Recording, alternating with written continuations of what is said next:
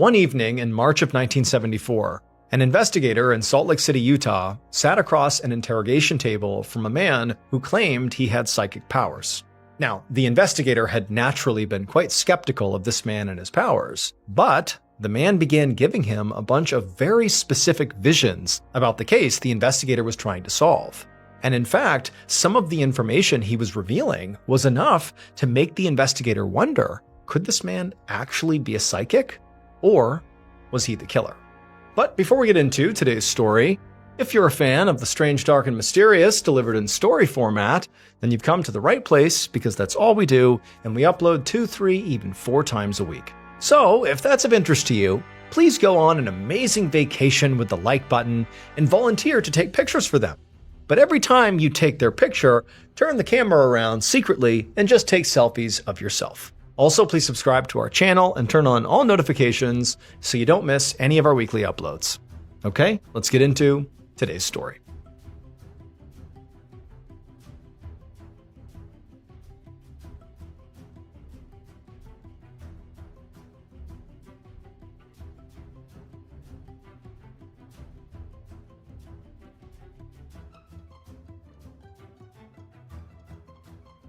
On March 11, 1974, 22-year-old Barbara Rockey sat at a desk in her bedroom in Provo, Utah, writing furiously. And as she was writing, eventually she paused for a minute to reread what she had written, but she wasn't quite happy yet, so she added a few more lines. The letter she was writing was for her roommates, and she knew it had to be perfect, because Barbara was saying goodbye. So Barbara was a junior at Brigham Young University, or BYU, which was a very religious school where most students were practicing Mormons, but not Barbara. She had chosen to go to BYU because of religion, but really just because she was fascinated by it and thought going to a school structured around faith would be very interesting. But when she actually got there, she immediately felt out of place because her classmates went to church every week for hours at a time, and they all followed a pretty strict set of behavioral rules and values, which wasn't really Barbara's thing.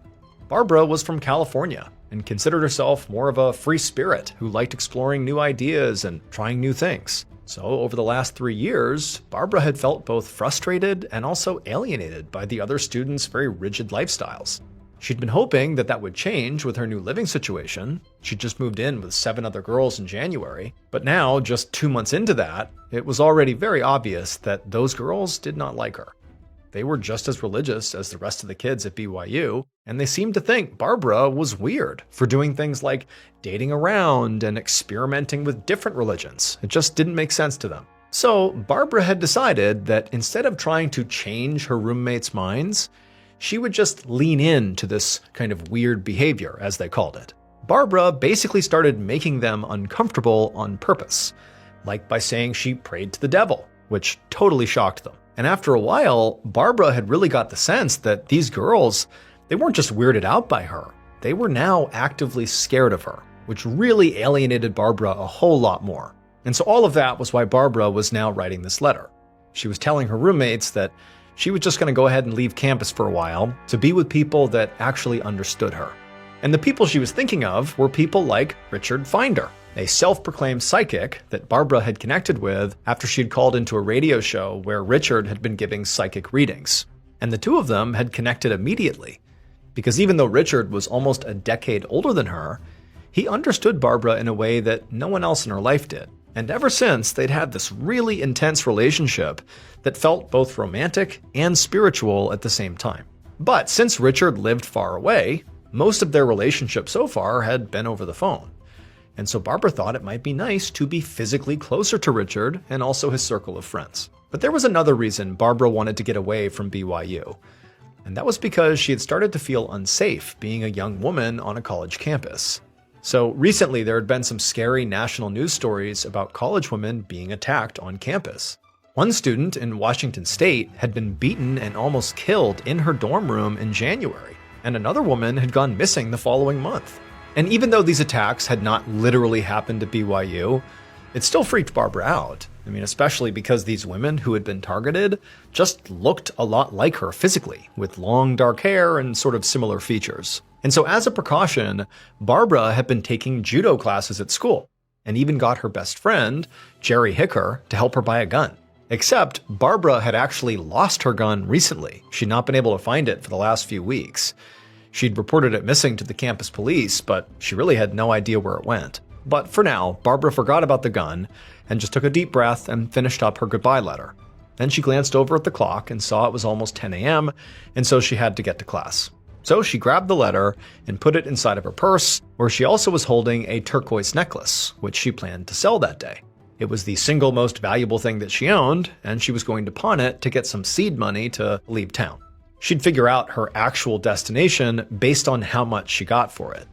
As Barbara threw her bag over her shoulder and got ready to leave, she heard a car pull into the driveway outside, which was a relief because she'd actually let her best friend Jerry borrow her car to go skiing the other day, and she had been hoping he would drop it off before she left for class, and so clearly that's what he was doing. And so Barbara hurried out her front door, and sure enough, there was her car, and there was Jerry climbing out and waving her keys, basically being like, "Hey, I'm back." As Jerry handed the car keys back over to Barbara, he asked her if they were still on for hanging out later. But Barbara was busy thinking about getting to class and the logistics of selling her necklace. She had decided that Salt Lake City would have more pawn shops that would pay better, and it was also less than an hour north. And so now that Jerry had dropped her car off, she could drive up there right after class. And so, Barbara just kind of nodded at Jerry and whatever he was saying, and then she took the keys, jumped in her car, and she was off. Over an hour later, Barbara was sitting in her social work class waiting for the teacher to dismiss them. And as she was sitting there, she began to hear some students whispering behind her. And as they did, even though she couldn't quite hear what they were saying, she began to feel her face get red. Because even though she didn't know if they were talking about her, if they were, it certainly would not be the first time. People talked about her a lot. So Barbara just did her best to try to ignore them, and then as soon as the teacher said they could go, she jumped up and shoved her books into her bag. And then she hurried out of the building to where her car was parked, she got in, and pulled out of the lot. And as she made her way down the street, she actually felt a wave of excitement. She couldn't wait to sell this necklace and finally get out of this place. About 3 hours later, Barbara's best friend Jerry walked up the sidewalk to Barbara's house. He thought they had plans to meet up that afternoon, but Barbara never showed. And Barbara did not usually just blow off plans without calling, so now he was actually at her house just to make sure she was okay. And now Jerry noticed that her car was not in her driveway. So he just stood there for a minute, wondering if maybe he should go in and ask her roommates where she was. But he ultimately decided against it and just instead headed back to his place. But after beginning the walk back to his place, he passed by an apartment complex down the street from Barbara's place, and he stopped because he could clearly see Barbara's car parked in the lot, which was definitely out of the ordinary because Jerry was sure she did not know anybody who lived there. And so now, really starting to worry about Barbara, Jerry walked up to her car to check it out, and when he looked inside, he saw there was a note. And so he just opened up her car because he found it was unlocked, and he grabbed the note and he began to read it. And as he did, he felt his heart rate start to pick up. An hour later, Jerry ran into the campus police station with Barbara's roommates following right behind him. After finding the note inside of Barbara's car, Jerry had gone back to Barbara's house to show it to her roommates and ask if they had seen her, because now he was worried that this note was some kind of suicide note. The note was a goodbye letter that Barbara apparently had written, and it said that she was leaving to be with her people, and the tone of it was just kind of alarming. Now, Jerry could tell her roommates thought that he was overreacting to this note, but they had ultimately agreed to come with him to the police to just make sure everything was okay. And so as soon as the officer on duty came out, Jerry explained to him that he had had plans with Barbara that day and she had not shown up, which was very uncharacteristic. And then he explained how he found her car and then also this letter and his concerns about this letter. And the officer on duty said, okay, we'll look into it. And so over the next few hours, the campus police did look into it. They reached out to some other kids on campus and also to Barbara's family, but nobody had seen or heard from Barbara since that morning. And so the police continued to look into this, realizing this could be a missing persons case, but technically not enough time had passed to officially call it that. So in this first day, it was all just kind of preliminary. The next day, almost 50 miles north of the BYU campus, a worker for a Utah utility company hiked up a trail in Big Cottonwood Canyon, a hilly nature preserve on the outskirts of Salt Lake City. Officially, he was there to check on some water lines. But he was also, taking his time and enjoying himself. I mean, this area was beautiful. It was high up in the mountains and very remote and peaceful. So this guy was genuinely shocked when he reached the top of the trail and saw he was not alone. There was a woman up there. But at first, the way his brain processed what he was seeing is he saw this woman who was lying on the ground and she appeared to be nude or partially nude. And he thought, oh, she's sunbathing. Like that's what she's doing up here. But then he's like, it's March. It's cold. And she's face down. And she's definitely totally naked. And then he took a few more steps forward and his brain kind of processed what he was seeing. At which point he just gasped, turned around, and ran back to his car to go alert the police.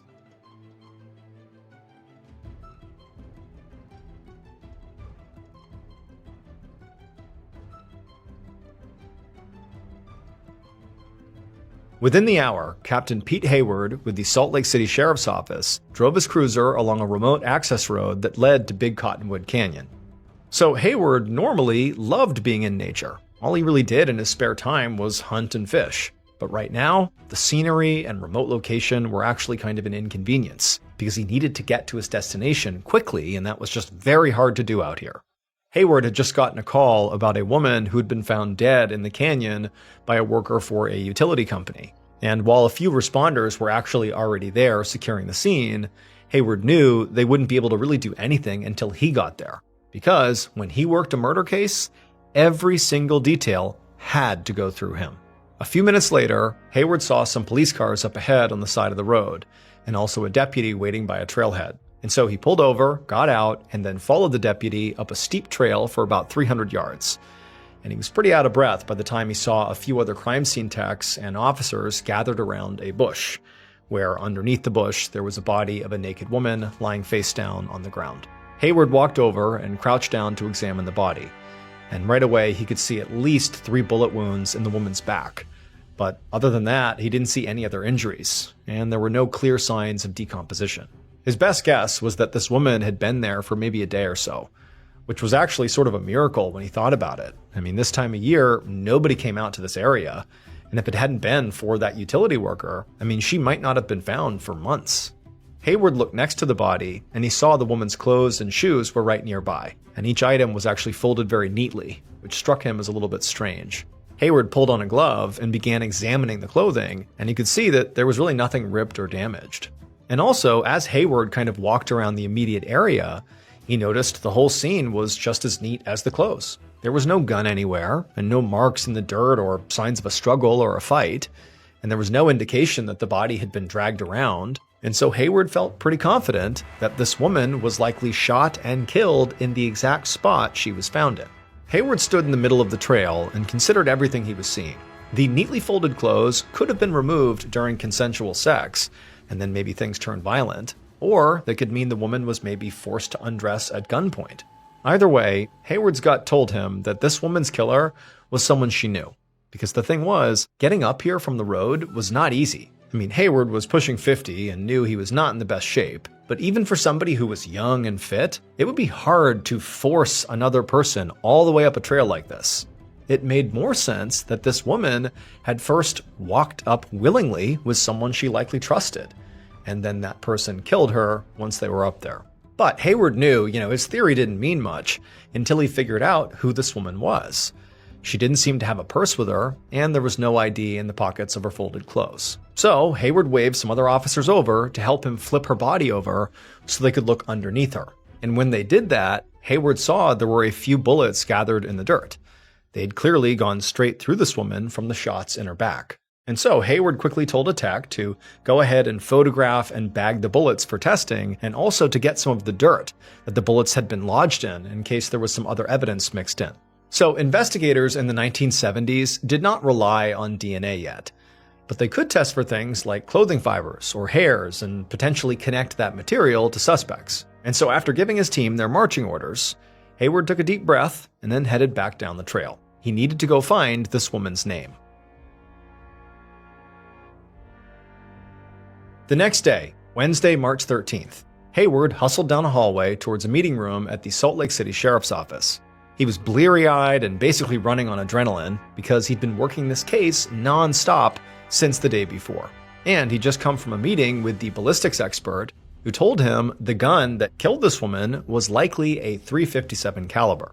Now, this was obviously great for the investigation. However, a .357 was not particularly uncommon, so it didn't really narrow things down a whole bunch. However, Hayward had uncovered something that was major for the investigation, and that was the victim's identity. It was 22-year-old Barbara Rockey. So Hayward's team had put a broadcast out over the news the night before about the discovery of this body. And after they had put that out, they had gotten a call from the BYU police about a student of theirs who had gone missing a day earlier. And just a few hours ago, some of this missing student's classmates had come up to Salt Lake City to identify the body, and they had confirmed it was Barbara. Now, Hayward had spoken to some of those kids already, and he had some other officers contacting Barbara's family. But right now, Hayward was on his way to get a formal statement from a young man named Jerry Hicker. Jerry was one of the people who identified the body, and he was the first person to report Barbara missing. So Hayward was hoping he would have information that could point them towards Barbara's killer. Minutes later, Hayward sat down at a conference table across from Jerry, and from the looks of it, Jerry was very rattled. He kept shaking his head and looking away like he was trying not to cry, but Hayward was not a particularly gentle interviewer, so he didn't waste time with condolences or tissues, especially because Jerry was an obvious suspect. He was Barbara's closest friend at school, apparently, and Hayward was sure Barbara was killed by somebody she trusted. So he just bluntly told Jerry that he needed to know every single thing that happened on the day Barbara went missing. Jerry was sort of caught off guard by this level of bluntness, but he took a shaky breath and then explained how he'd borrowed Barbara's car the day before and then dropped it back off at her place on Monday morning around 10 a.m. And then he went to the library for a few hours. He then said he was supposed to meet up with Barbara. They had plans for later that day to hang out, but Barbara didn't show up. And when he went to her house to check on her car was gone. And so he began walking back home again when he actually saw her car down the block outside of an apartment complex that he didn't understand she would be at. Like, he didn't think she knew anybody who lived over there. And he said he walked up to the car, looked inside, and saw there was a note. He tried the door handle, it was open, he reached inside, got the note out, and he read it, and he said it was a pretty disturbing note. He thought it was maybe a suicide note. Hayward nodded. He had seen the note. The BYU police had given it to him. It did seem to be from Barbara, telling her roommates she was leaving town to be with people who she fit in with, but the note was kind of vague, and Hayward really wasn't sure what to make of it just yet. It could be a suicide note, or it could be something entirely ordinary. And the truth was, he wasn't actually even sure that Barbara had really written the letter. Maybe her killer had written the letter. Maybe whoever murdered Barbara was attempting to make her disappearance look like a suicide, or maybe imply that she had run away in the hopes that police would never find her body. And so Hayward had sent the letter off to a handwriting expert to see what they thought. Now, Hayward asked Jerry about his relationship with Barbara, and Jerry explained that the two of them hung out a ton, and she had gravitated towards him since she felt sort of unwelcome at school and around her roommates, who didn't really like her because she wasn't religious like they were. Jerry also told Hayward that Barbara had made the conflict with her roommates much worse by intentionally saying sacrilegious things in order to freak them out. So he said there was a lot of tension between them, and it had gotten so bad that at one point he had tried to find Barbara another place to live. This made Hayward perk up. Knowing that Barbara had a potential domestic conflict was an interesting lead. Even though a group of young, devout Mormon women were not necessarily obvious murder suspects, it was definitely worth looking into. Maybe one of them had been so horrified and outraged by Barbara's teasing that they'd snapped and tried to hurt her. Hayward didn't have any other questions for Jerry, so he stood up and told him he could go. He wasn't ready to eliminate anybody as a suspect just yet, but so far, Jerry seemed pretty unlikely. He had an alibi, and he was also the one who reported Barbara missing. And considering it was complete luck that her body was even found at all in the area that it was, it really would have been in the killer's best interest to keep quiet and hope her body was never found. So why would Jerry go to police at all if he was the killer? So Hayward headed out the door to wrangle some officers. They needed to go to Provo and have another word with Barbara's roommates.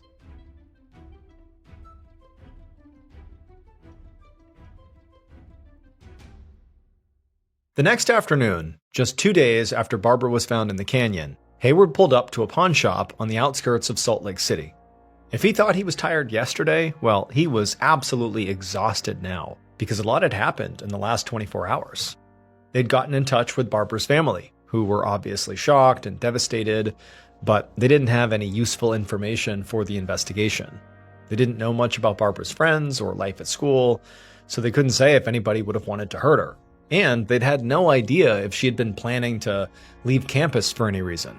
But apparently, she was, because the handwriting expert had come back and confirmed the note was authentic, and Barbara did write it.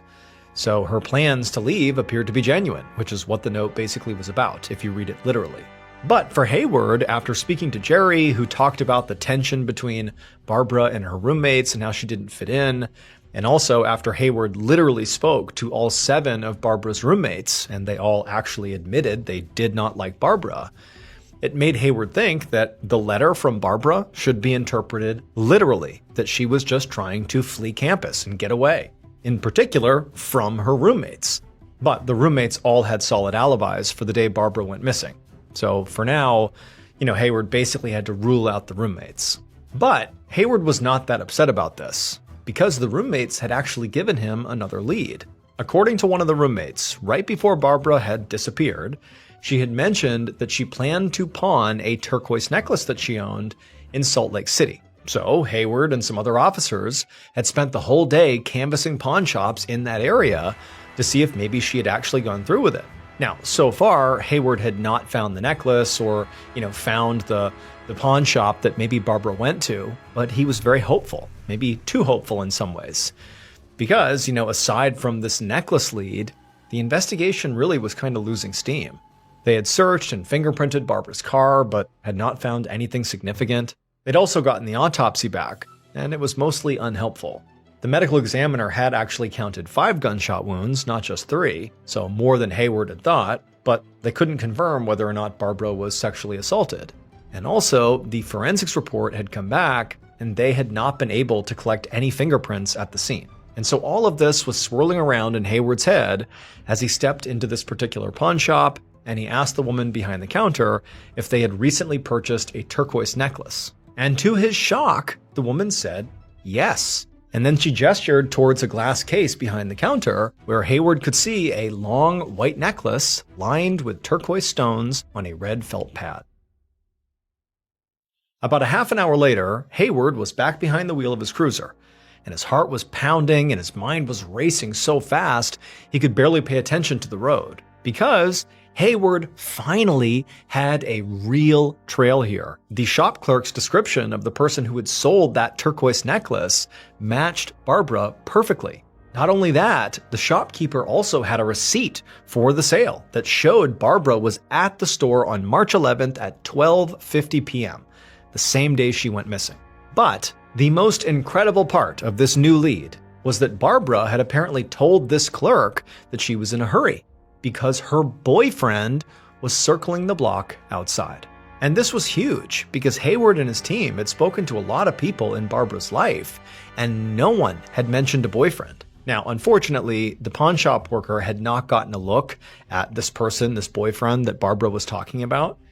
So Hayward had just taken the necklace and the receipt for evidence, and now he was rushing back to the precinct to make some calls.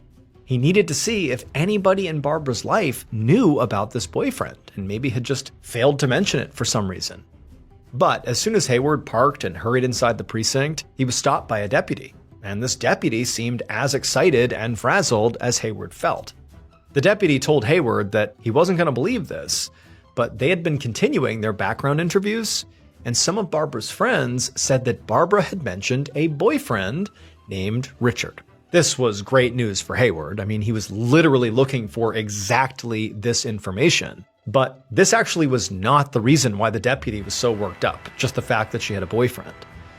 He explained that Richard was Richard Finder, a supposed psychic from California who just happened to be in town on a ski vacation at the same time Barbara was killed. And the reason they knew that was because Richard had just called the station completely out of the blue and offered to help.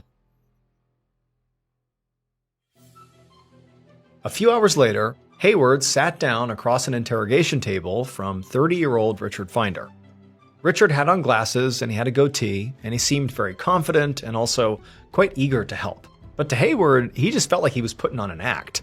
He felt certain that Richard had to be Barbara's killer. After all, it actually was not unusual for murderers to actually insert themselves into the murder investigation to sort of, see what's going on and maybe deflect blame away from themselves. And so for Hayward, he felt like that was exactly what Richard was doing, calling in to offer up his supposed psychic services. But also, Hayward had spent the last couple of hours digging into Richard, and he also discovered that he owned a .357 pistol, the same kind of gun that had killed Barbara.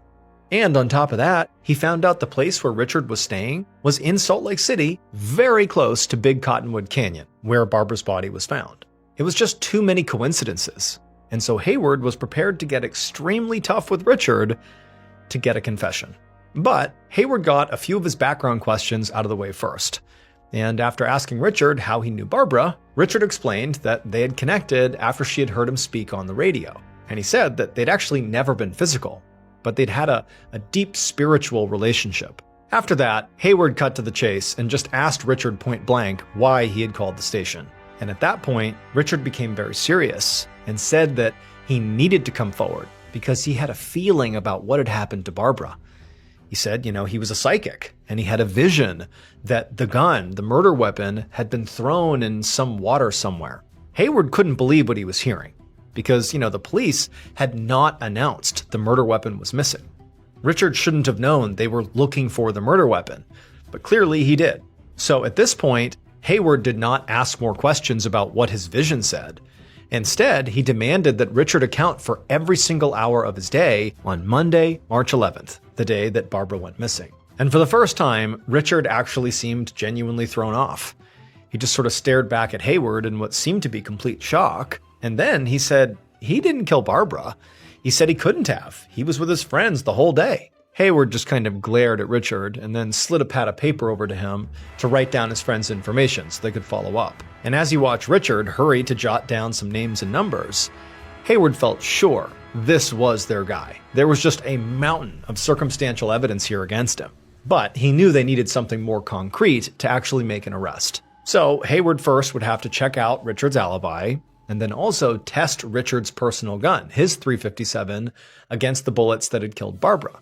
So he told Richard that for now he could go, but they would need to take a look at his gun. A few weeks later, Hayward sat at his desk in the sheriff's office staring at some ballistics results from Richard's gun. And it would turn out it was definitely not the gun that killed Barbara. And Hayward literally couldn't remember a time when he'd been more, frankly, shocked and disappointed.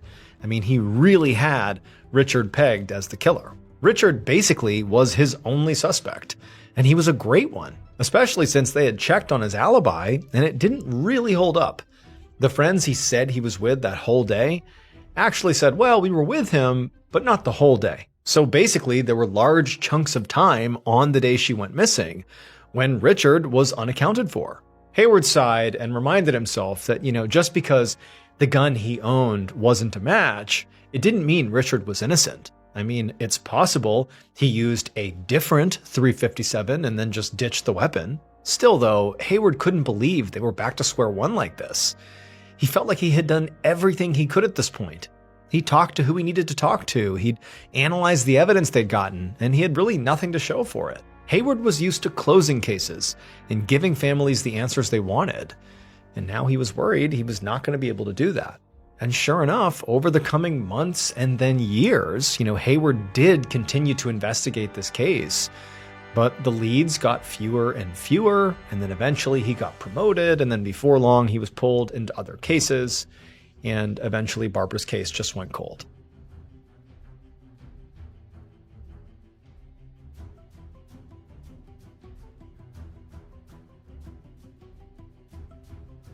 In the fall of 2005, so over 25 years after Barbara's murder, Detective Todd Park sat on the floor by his desk in the Salt Lake City Sheriff's Department. Around him on the floor, it was covered with crime scene photos and interviews and evidence logs from the 1974 investigation of Barbara Rocky's murder. Park was a brand new homicide detective, and he had taken on this case after getting a call from one of Barbara's sisters, begging the sheriff's office to reopen it. And Park wasn't sure if it was maybe just new guy enthusiasm, but he was already pretty obsessed with trying to solve it. He really wanted to find some answers for the Rocky family, since they'd been wondering what happened to Barbara for now over 2 decades. And Park actually felt pretty optimistic about it.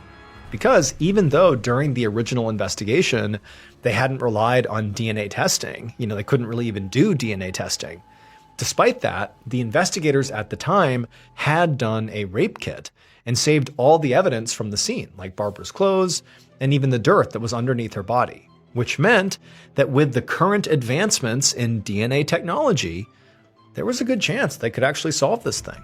Park had already sent a few items over for testing, but while he waited for the results, he was going over the details of the case to get a sense of how it was investigated back in 1974. And he found it was a pretty unusual case. The murder had initially been investigated as a personally motivated crime. But while the case was cold, police had also begun to consider the idea that maybe Barbara had been murdered by the notorious serial killer, Ted Bundy, that this was not personal, that she was just one of many victims.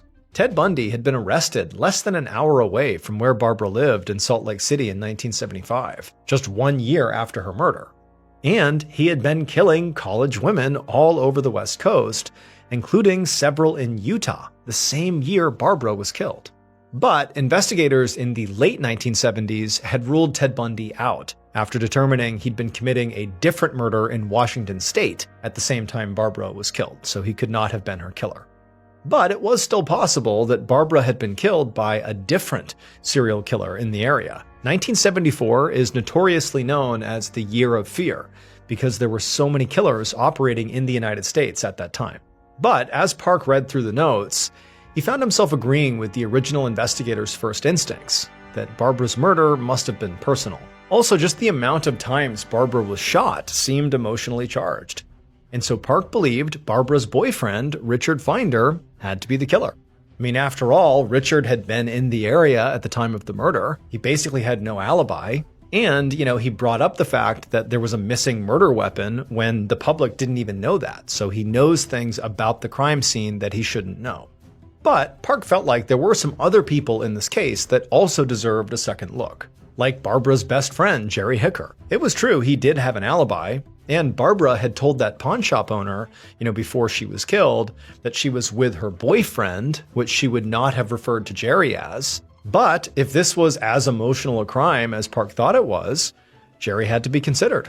After all, he was Barbara's closest friend at school, and maybe he heard she was leaving town and got mad at her. And then Barbara's roommates, they all seemed to have solid alibis, but maybe one of them had gotten somebody else to kill Barbara.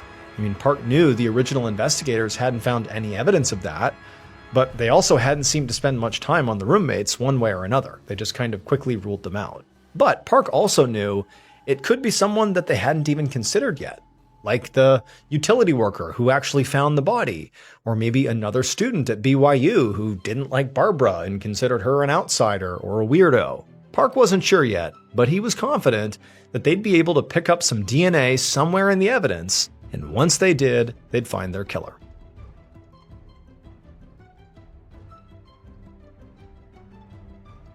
Two years later, on an afternoon in October of 2007, Park paced around his office and periodically stopped to look at the phone on his desk. He was waiting for a call from the lab, and with each passing moment, he got more and more anxious. So at this point in Park's re-investigation of Barbara's murder, the DNA testing had basically gotten them nowhere. Over the last 2 years, the medical lab had gone over almost every single item from Barbara's case, like her rape kit swabs and her clothes. But they hadn't been able to get any DNA from anything. It either wasn't there or was just too old and not preserved well enough. And so the only thing left to test was the dirt that the original investigators collected from underneath Barbara's body. Park actually had not originally sent in the dirt because he didn't think it would have any DNA inside of it. But it was now the only piece of evidence that he had left. So Park knew that when the lab called this time, he'd either be on his way to finding the killer's name, or his case would basically be over. But then Park's phone finally rang. He immediately picked it up, and his mouth went dry when he heard it was the lab on the other end. And before Park could even ask them, they told him they had a profile. They'd been able to find traces of DNA in that dirt sample taken from under Barbara's body. And when Park finally got his hands on that DNA profile and he ran it through their criminal database, he got a name.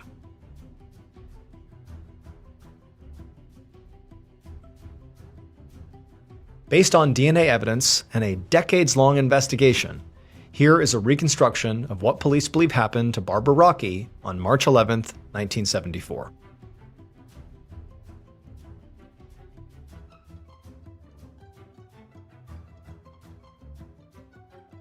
Just before noon, the killer watched Barbara pull up to the sidewalk in her car. The killer immediately walked over and jumped inside and smiled at Barbara, and she smiled right back. And together, they drove to the pawn shop in Salt Lake City that Barbara wanted to go to. When they got there, Barbara hopped out of the car and went inside. And once she was inside, the killer moved over to the driver's seat, and so they basically were going to drive the car from that point forward. And as the killer sat in the driver's seat waiting for Barbara, their heart was racing. They couldn't wait for her to get back outside and get in the car because the killer was in love with her, and they had decided that today they were finally going to make their relationship physical. So when Barbara came outside and hopped in the passenger seat of the car after selling her necklace, the killer very excitedly turned to her and said, "Hey, there's some trails nearby. Why don't we go for a hike?" Barbara clearly hesitated, like she didn't really want to do this. But the killer knew Barbara was leaving Utah, and they knew she had written a goodbye note and was selling the necklace for funds to leave for good, so they kind of guilt-tripped her. They said, "Look, let's go enjoy the beautiful countryside before you leave town." Barbara shrugged and said, "Okay, fine." And so the killer very excitedly drove the car over to the canyon and parked near a picnic area. Then the two of them got out, and as they began walking towards a trail, the killer reached down and touched the outside of their pocket, just to make sure the gun that they had stolen from Barbara was still there. Now, they didn't know if they were going to use the gun or not, but they just wanted to make sure it was there and ready. And so for a while, the killer and Barbara just hiked along this trail, just chatting and making their way up and enjoying the scenery. But at some point, the killer they couldn't wait any longer. They had to make their move. And so they stopped Barbara, and the killer, after making sure nobody else was around, they moved forward and kind of made their move. They touched Barbara in a way that was very clearly meant to be romantic. But immediately Barbara kind of recoiled and jumped back and told the killer that she didn't want that, which immediately made the killer incredibly angry. And so the killer stepped towards her again and could see Barbara had this alarmed look on her face, which made them even more angry. So they pulled out Barbara's gun and they aimed it at her and then told her to take off her clothes. And Barbara, she was horrified, but, she did as she was told, but she intentionally was taking her time. As she took off a piece of clothing, she would painstakingly fold it very neatly, all the while begging the killer not to do this. And then after taking off all of her clothes and stacking them next to her, she continued to plead with the killer. But the killer was so humiliated and so angry that they decided enough was enough.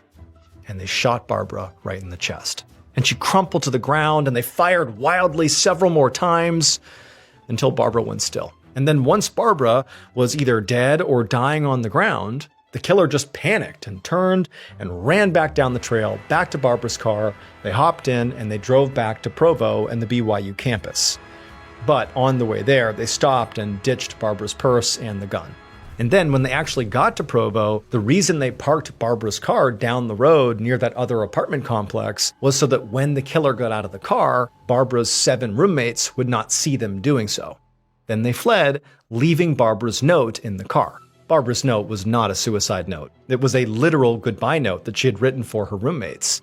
But the killer figured it sort of seemed like a suicide note, so if they left it here, when they came back to find the car and find the note inside of it, they could tell the police that this seems like maybe Barbara has killed herself. It would send the police in a direction that would hopefully not lead back to the killer. It would turn out Barbara's killer was her best friend, Jerry Hicker. The original investigators didn't suspect Jerry at first, mainly because of his cooperation, and since he was the one who also first reported her missing.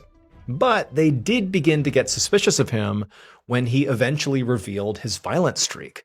The year after he killed Barbara, he was connected to a few different rape cases on campus. But they didn't have enough evidence to make an arrest until decades later when the lab finally found DNA in the soil from the 1974 crime scene. They were able to match that profile to Jerry's DNA, which they had on file from his involvement in another unrelated crime. And so ultimately, Jerry killed Barbara with her own gun, which he had helped her buy so she could protect herself from killers just like him. By the time Jerry was arrested in 2007, he was dying of cancer. He confessed to Barbara's murder for a reduced sentence and served 5 years before he was released. He died in 2014.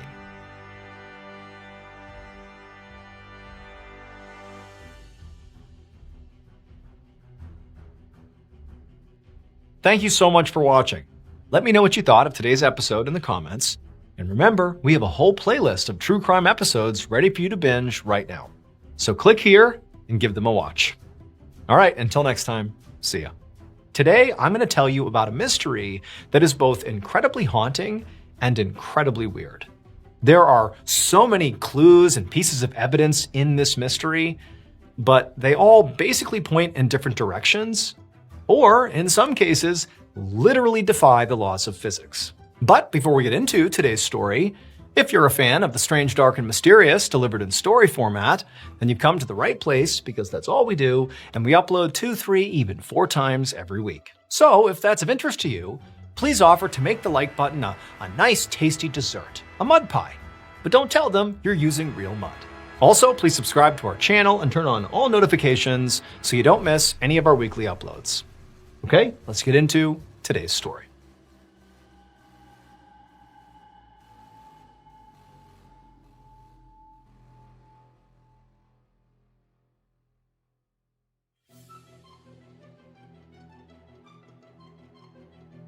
Around 1 a.m. on May 16, 2006, a 35-year-old woman named Allison Rivera bolted upright suddenly in her bed in her home in Baltimore, Maryland.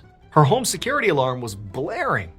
But even though that was obviously pretty surprising, it didn't really surprise her, because the alarm had gone off at almost the exact same time the night before. And so now, in the dark, Allison could see the shape of her husband, Ray, as he grabbed a baseball bat, and then Ray rushed out of the room and down the stairs he went, and Allison quickly trailed right behind him. And when the two of them got downstairs near the alarm still going off, they flipped on the lights and they looked around, but Allison didn't see anybody inside of their house, and all the doors were shut. But when she looked at one specific window, she saw it was just slightly open. And again, this didn't totally surprise her, because the previous night when their alarm had gone off, they had gotten in touch with the police, and the police had looked around, and even though they didn't find anybody, they discovered that that particular window that was currently open slightly had been tampered with the night before, which set off the alarm, and it apparently had happened again tonight. But the police didn't think this was an attempted break-in. They said the alarm had probably been set off by a squirrel. Now, at the time, Allison and Ray had, thought that was pretty crazy that a squirrel had set off the alarm here, but it seemed plausible, and the police seemed pretty certain of it, and so they had accepted it and just gone back to bed after, turning off the alarm and shutting the window again. But now, 24 hours later, to be standing in their house, the alarm's going off, and clearly this window has been lifted up again, it just seemed weird that a squirrel's doing this? That just seems far-fetched. Something's off here. And so Allison and Ray, they couldn't help but feel like maybe the police were wrong. Maybe this is an attempted break-in by a person, not a squirrel. In fact, Allison had this nagging fear about what was maybe going on here that she couldn't shake. She wondered if someone might be out to get her husband, Ray. Ray and Allison had recently moved to Baltimore because Ray had gotten a job at this financial investment firm called Stansberry & Associates that was in the city.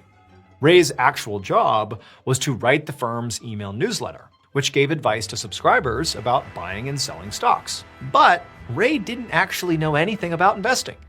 His background was in screenwriting and freelance videography, not finance. And the only reason he'd gotten the job was because one of his friends owned the company and had basically hired him as a favor. So even though Ray was sort of trying his best here, some of the advice that he was pumping out in this newsletter was terrible, and people had very likely lost money because of it.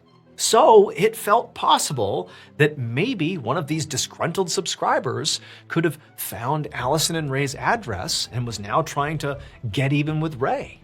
But even though this seemed plausible, that theory was kind of wild and conspiratorial, and so on this night, Allison didn't say anything about these fears to Ray.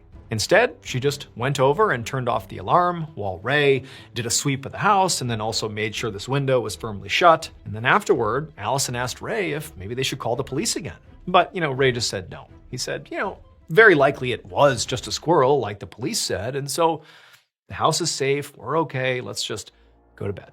And so even though Allison felt pretty uneasy here, she said okay, and the two of them went back to bed. Early the next morning, Allison sat at the dining room table and quickly ate the breakfast that Ray had made for her. She was leaving that morning for a business trip 3 hours away in Virginia, and she needed to get on the road.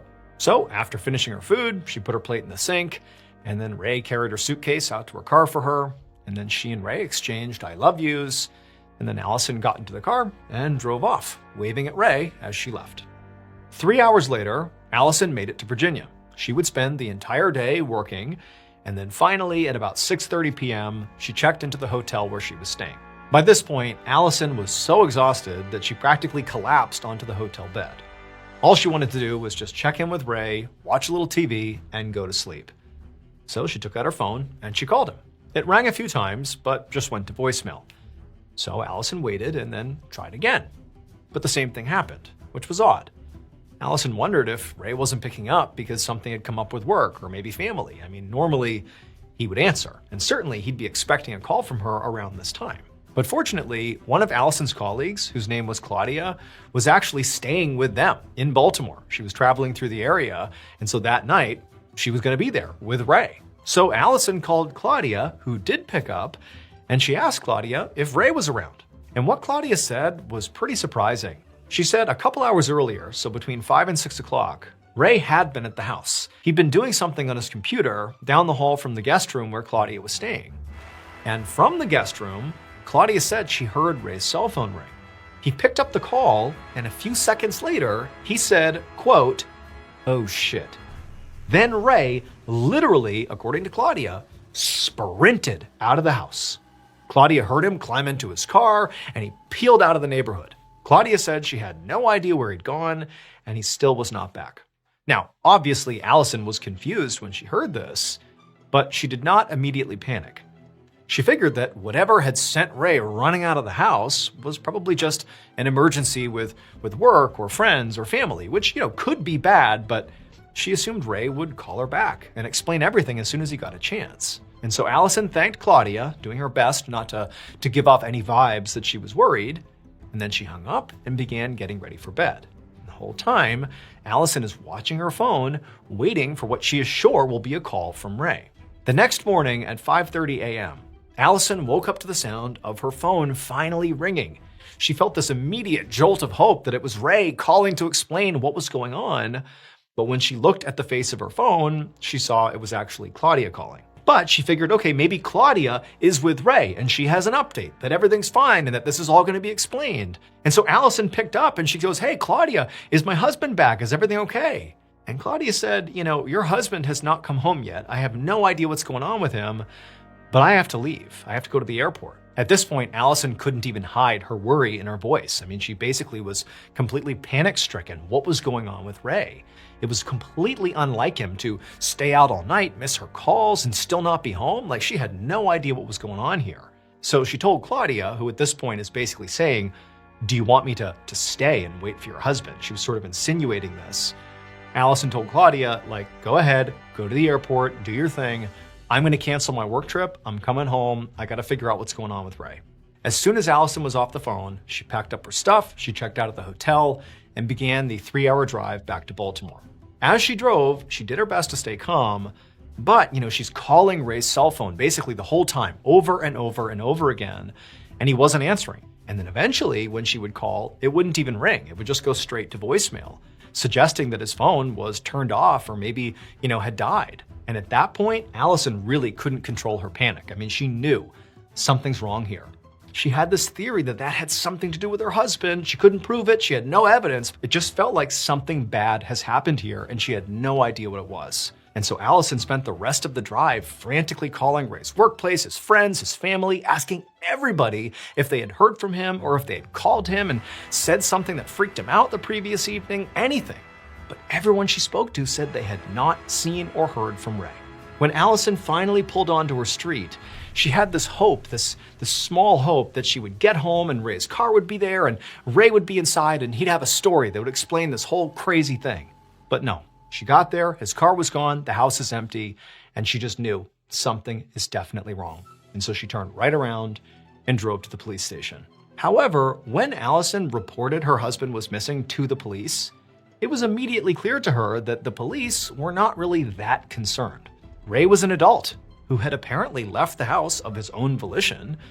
He also hadn't even been gone for a full 24 hours yet. So the police took down Allison's report and they did tell her they would look for him. But she just felt like they were not nearly as concerned as she was. But Allison and Ray's friends and family were definitely concerned. And over the next few days, they flocked to Baltimore to support Allison and also to help look for Ray. They drove all around the city, literally looking for Ray, but they didn't see any sign of him anywhere. They called local hospitals and asked about any John Does who maybe had come in, but none of them matched Ray's description. They also checked Ray's bank records, but he hadn't used any of his cards since he had disappeared. And as days passed with no new information and no new updates from police, Allison only got more and more desperate. And so finally, one afternoon, a couple of days after Ray first went missing, she just started looking through her own house, looking for any clues about where Ray had gone. And eventually, when she was in that room where Ray had been on his computer, when Claudia had heard him, swear into the phone and bolt out of the house, in that room at Ray's desk, she did find something strange. It was this piece of paper that was folded up really small, and it was wrapped in plastic, and it was taped to the back of his computer monitor. And so Allison peeled off the tape, she opened up the bag, and she unwrapped the paper. And what she found is it was a typed letter addressed to, quote, brothers and sisters. And then the actual contents of this letter made absolutely no sense. It referenced some kind of secret society called the Council. It talked about secrets and some kind of game, and it also contained 3 lists. One with technologies like Wi-Fi and Bluetooth. There was one with a bunch of movie titles that seemed to be completely random. And also there was one with names of real people, but they included celebrities and also some of Ray's family members.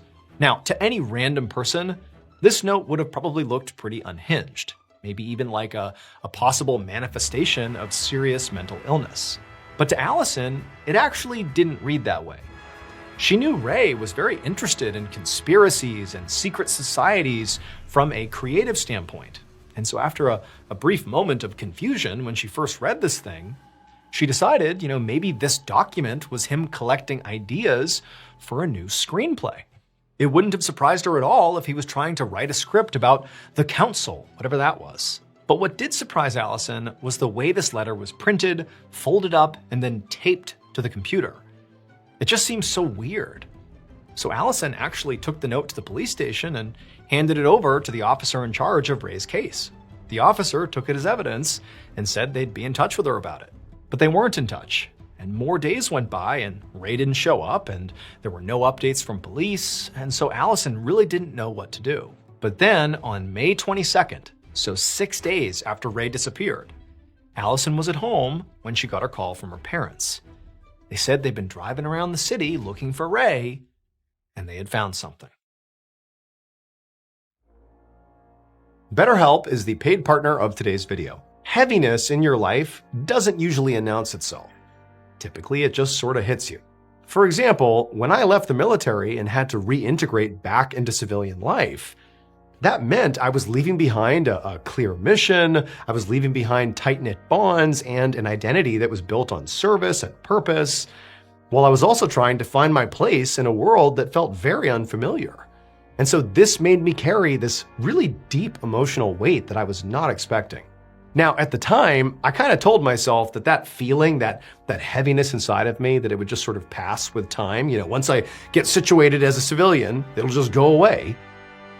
But it didn't. And eventually, I began to wonder, why am I still struggling with this? Why do I still feel this really intense weight on me? Well, the reason for that is emotional weight does not just disappear because your life moves on. It stays with you unless you deal with it. That heaviness, it's not like a symbol of a failure in your life. In reality, it's just your brain holding on to what at one point was keeping you safe. Now, if you're feeling this way, having some awareness around this definitely helps. But untangling it, getting this weight sort of off your shoulders, often requires someone trained to help you let it go. The new year is not about pretending the past didn't happen. It's about finding support that helps you feel lighter moving forward. A great starting point for anybody who thinks they could use this type of service is BetterHelp.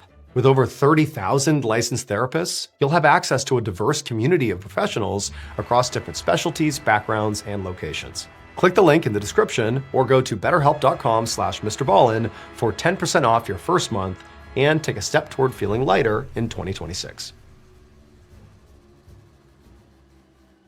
A few minutes later, Allison skidded into a parking lot in downtown Baltimore and parked her car right next to her parents' car. The area was swarming with police officers and news vans, and through this chaotic crowd, Allison could see what they were all looking at. It was Ray's car. And so Allison jumped out of her vehicle and she ran to the nearest police officer and she asked them what was going on. And they told her, after Allison's parents had called her about Ray's car, that was the thing they had found, they'd called the police and officers had come to investigate. And they discovered that Ray's car had a parking ticket on the windshield that showed it had been parked in this lot for 6 days. So since the evening of May 16th, which meant Ray's car had been right here since the night he'd gone missing, which was May 16th. The officer told her that none of Ray's belongings, like his phone or his money clip, were inside the vehicle, and there was no sign of a break-in, so they weren't stolen from the vehicle. So on the surface, it appeared that on the night Ray went missing, he'd driven here, parked in this lot, gotten out, but after that, nobody knows what happened. This discovery sent Allison's fear and panic to a whole new level. And it also seemed to make the police and the public take Ray's disappearance much more seriously. All of a sudden, people all over the city were looking for Ray.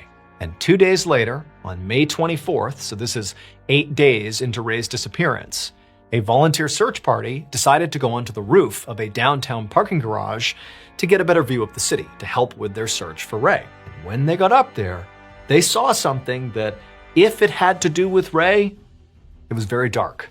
And so they called the police. Adjacent to this parking garage was a historic building called the Belvedere. It used to be a hotel, but now it was just a condo complex. The Belvedere, at its highest point, was 13 stories high. But it also had a smaller section that was still a part of the Belvedere that was just 2 stories high, and they kind of butted up against the 13-story section. From the top of the parking garage where the search party was, they could see the Belvedere, of course, but they could also look down and see the roof of the smaller section of the Belvedere. They could see the very top of that building. And on the roof, they saw 4 things: a pair of flip-flops, a pair of glasses, a cell phone, and a very obvious hole in the roof. Within the hour, a detective named Michael Bayer and a team of Baltimore PD officers followed a concierge down the hallway of the Belvedere Hotel building. When Detective Bayer and his team had arrived, they'd asked the building staff about a hole in the roof of that 2-story section of the Belvedere, but none of them knew what the police were talking about. The employees said that 2-story section of the hotel where the hole apparently was closed off and had been for a long time, so nobody, at least none of them, had gone over there, not anytime recently, and so they really couldn't speak to there being a hole or not. It was possible, but nobody knew. And on top of that, nobody, not staff or guests, had reported seeing or hearing anything strange in the last week and a half, so there was no indication that damage had been done really anywhere in the hotel. But now, the concierge led Detective Bayer and his team down several winding hallways and through a series of locked doors until eventually they reached the room that corresponded to where the hole in the roof was. And as soon as the concierge unlocked that door that would lead into that room, Detective Bayer and his team were hit by a horrible smell. They went inside to this big, large, empty room that looked like it once had been a conference room, and daylight was streaming down through the hole in the roof. And the light was shining directly on Ray Rivero's body. Ray was lying on the floor, face up, surrounded by dried blood, and his body was mangled.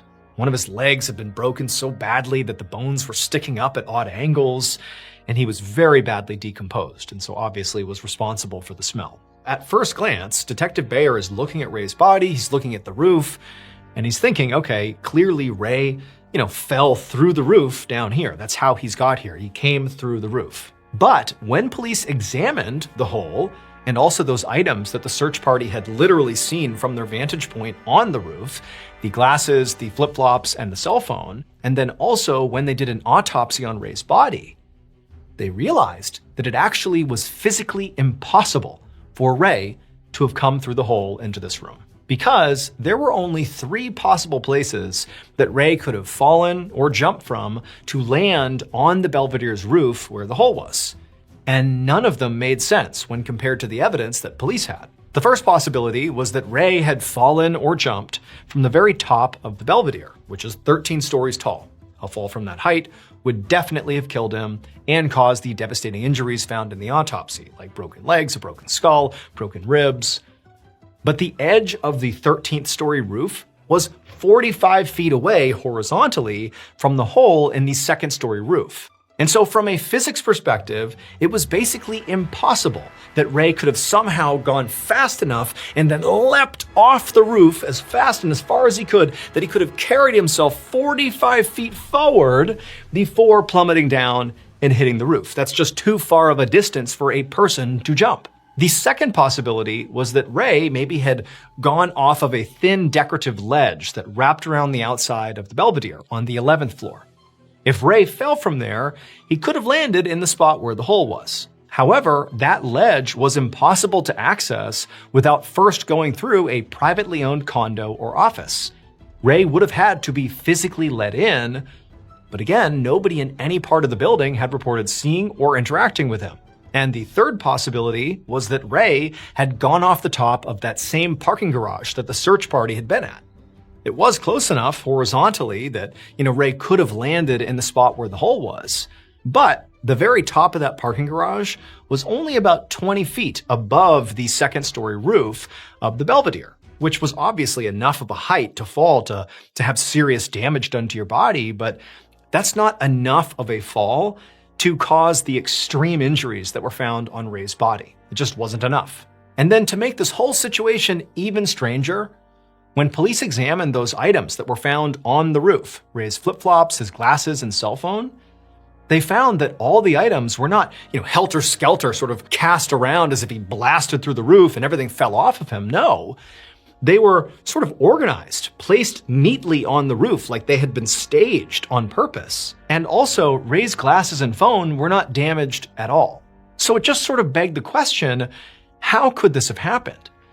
How did he fall in the first place? How did he wind up in this room? But even if you identify where he fell from or how he fell, how did his belongings wind up placed so neatly on the roof like that without any damage? It just didn't add up. And so the police didn't know what to make of any of this. And so they turned their attention back to a totally different piece of evidence. That weird note that Allison had found taped to the back of Ray's computer in their home.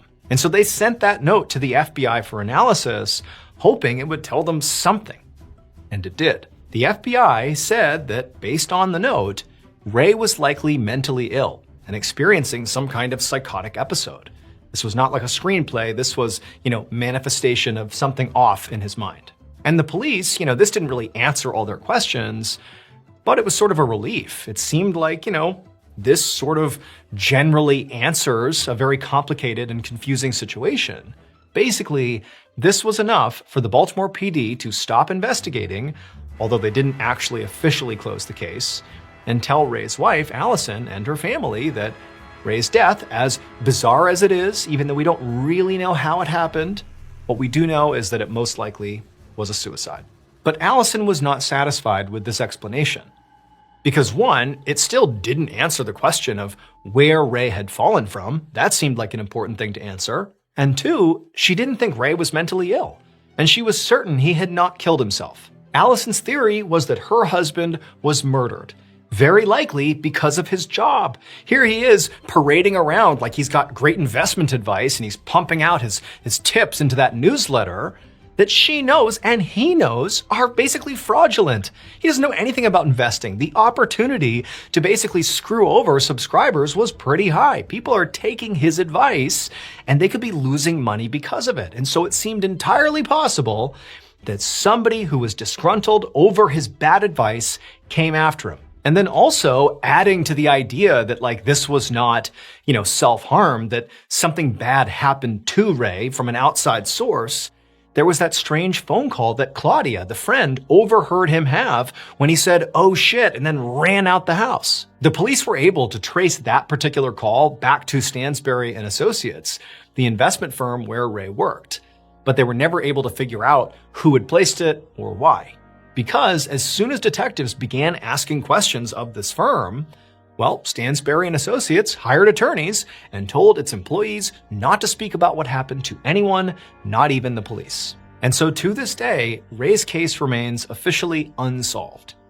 But somewhere out there is the person who placed that final phone call to Ray. This person must know why Ray ran out of his house in a panic that night, and they might even know how he died or who killed him. But as of now, that person has not come forward.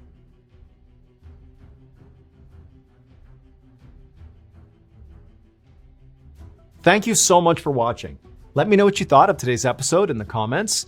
And remember, we have hundreds of videos for you to binge right now. But if you're looking for a recommendation from me of that one video that's worth your time, it's this one right here. So give it a watch. All right, until next time, see ya. In the early morning hours of September 21st, 2009, a man woke up in his bed and he could hear there was this strange metal clinking sound coming from the dark corner of his bedroom. The man's heart began to race as he turned and looked in the direction of the sound. And when he saw what was there, he gasped because there was someone standing in the corner staring right at him.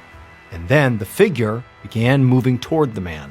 And with each step, that clinking sound got louder. But before we get into today's story, if you're a fan of the strange, dark, and mysterious delivered in story format, then you've come to the right place because that's all we do, and we upload 2, 3, even 4 times a week. So if that's of interest to you, please take pictures of the like button's brand new car and list it online for sale. Also, please subscribe to our channel and turn on all notifications so you don't miss any of our uploads. Okay, let's get into today's story.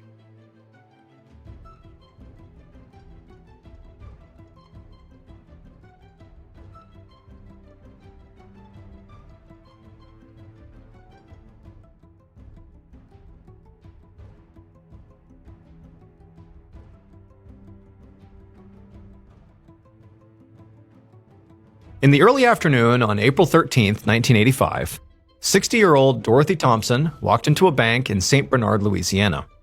Her hip was really bothering her, so she was moving slowly, but at the same time, she was also trying extra hard not to limp or seem unsteady. She knew the people in her small town liked to gossip about her, and so she didn't want to give them anything new to talk about. But, as expected, despite her best efforts to conceal her slower, sort of limpy movement, when she got into the lobby, the handful of tellers and customers that were inside looked towards her, took stock of her, and began whispering. So the little town of St. Bernard was about 5 miles outside of New Orleans, and it was the kind of place where people were generally pretty friendly and everyone seemed to know everyone. But this smallness made it pretty easy for rumors to spread. And most of those rumors in this town seemed to be about Dorothy. Dorothy did have to admit, though, that she had given people a lot to talk about. Dorothy, who had lived in this town for 39 years, was the owner of the town's pet cemetery. Now, this pet cemetery was actually a true business. Dorothy made her income from pet owners, buying plots of land in the cemetery. But that wasn't really the thing that made, Dorothy stand out as the centerpiece of gossip. It was the fact that she not only owned this pet cemetery, but she lived on the cemetery by herself. And considering the fact that the cemetery also had a rumor of being haunted, it just seemed like, how could anybody do that? How could she live there full time? And these ghost stories, surrounding this pet cemetery were not just, to do with animals that have been buried there, but they were about people. Because people had died on this property, including both of Dorothy's husbands. The first husband was a very heavy drinker who regularly abused Dorothy. And it got so bad at a certain point that she eventually just shot him in self-defense and killed him. So that's how he died. And then her second husband had died from suicide, and Dorothy was the one who actually found his body on the porch. And so these deaths had led to more stories about Dorothy and how she was some kind of husband killer. But what people didn't see was how much all this death really weighed on her. And when her mother died about 6 years ago, it had almost broken Dorothy completely. Dorothy and her mother were incredibly close, and after she died, Dorothy got so depressed that she had to be admitted to the hospital for quite a while. She was doing better now, but some days were still really hard. And so now, at the bank, Dorothy ignored the look she got as she approached the teller. She needed to get cash out to pay her handyman, Kenny Pommier, who had done some work at the cemetery that morning. And because Dorothy didn't actually drive, Kenny was also her chauffeur for the day, and he was outside right now waiting to take her on a few more errands. So Dorothy told the teller how much money she needed, and then after they counted it out and handed it to her, Dorothy took the cash, turned around, and headed back outside. A couple hours later, around 4 p.m., Dorothy sat in the passenger seat of Kenny's car as he drove down a highway. They had just wrapped up at the grocery store, and now he was taking her back home. As they drove, the two made some small talk, mostly about the weather and also the work that Kenny had done that morning on the grounds. But the truth was, Dorothy didn't really know Kenny at all. I mean, she had just hired him the day before. But he seemed nice enough, and she was hoping he would stick around for a while. After all, she had had a pretty high turnover rate amongst her handymen over the last year, and so she was hoping now for some consistency. So both the pet cemetery itself and Dorothy's house, which again was on the cemetery grounds, required a lot of upkeep that Dorothy was just not physically capable of doing. Besides her bad hip, she also took medication for her depression that made her weak and sometimes very disoriented. Now, sometimes Dorothy would ask her neighbors for help, but generally speaking, she preferred to just hire people to do the work because, people needed steady work, she could give that to them, and she appreciated the help. However, the problem with hiring these handymen was that unfortunately, a few of her, former handymen had turned out to be criminals.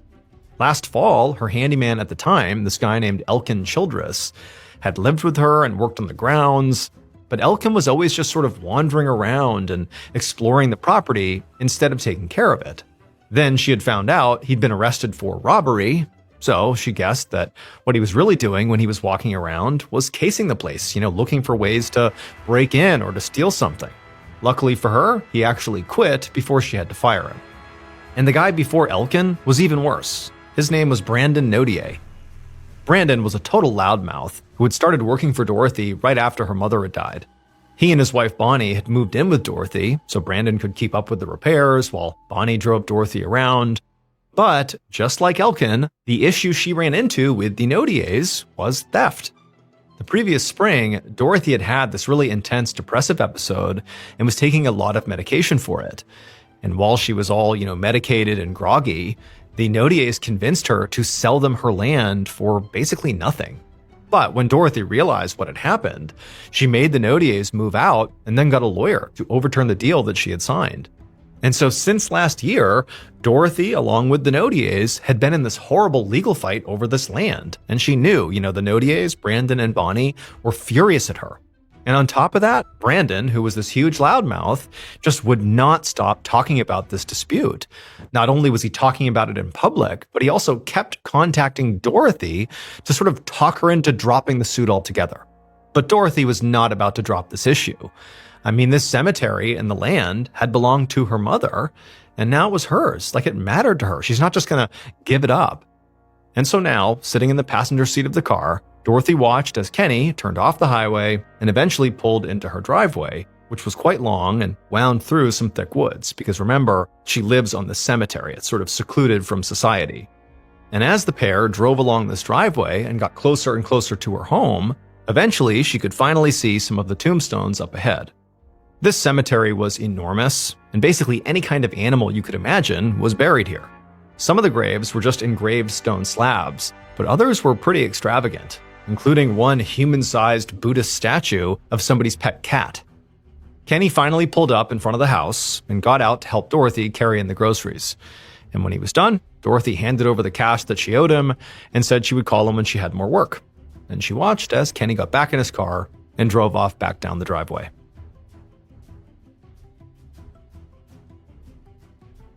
Around 9 p.m. that night, Dorothy poured herself a healthy glass of wine and went to her bedroom to turn on the TV. She'd spent the evening going through some bills and taking calls from cemetery clients, so by now she was exhausted. But as soon as she got into bed, she heard a phone ring on the other side of the house. Dorothy groaned and took her wine with her as she shuffled down the hallway to the kitchen to answer the call. And when she answered it, she heard her friend's voice, a woman named Patricia Newman. So Patricia was about half Dorothy's age, and the two of them had been introduced by a mutual friend 3 years earlier. Patricia had started out as more of a caretaker for Dorothy, since Patricia had experience working with the elderly. But they'd gotten along really well and became quite close, to the point where they had sort of a mother-daughter type of relationship.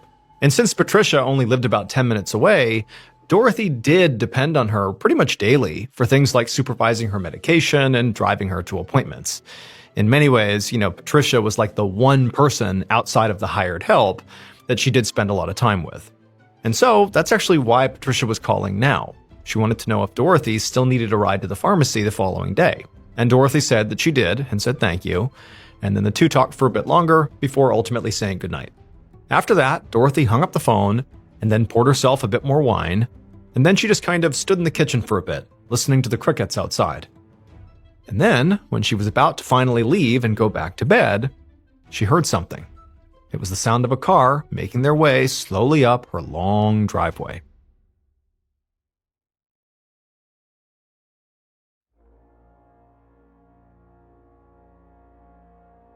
The following morning, a little after 1 p.m., the friend, Patricia Newman, pulled up outside of Dorothy's house and threw her car into park. Patricia had called Dorothy around 9 a.m. that morning to tell her she was going to be late getting her, but Dorothy hadn't answered. Patricia had tried calling a few more times, but Dorothy never answered, which ultimately made Patricia pretty nervous. Dorothy was a heavy drinker in her 60s and was on a lot of medication. So deep down, Patricia knew it was possible Dorothy wasn't answering because she had had some kind of accident or medical emergency. So she was at Dorothy's now, not so much to take her on her errands for the day, but just to make sure she was okay. Patricia got out of her car and hurried up to Dorothy's front door. But when she knocked, there was no answer.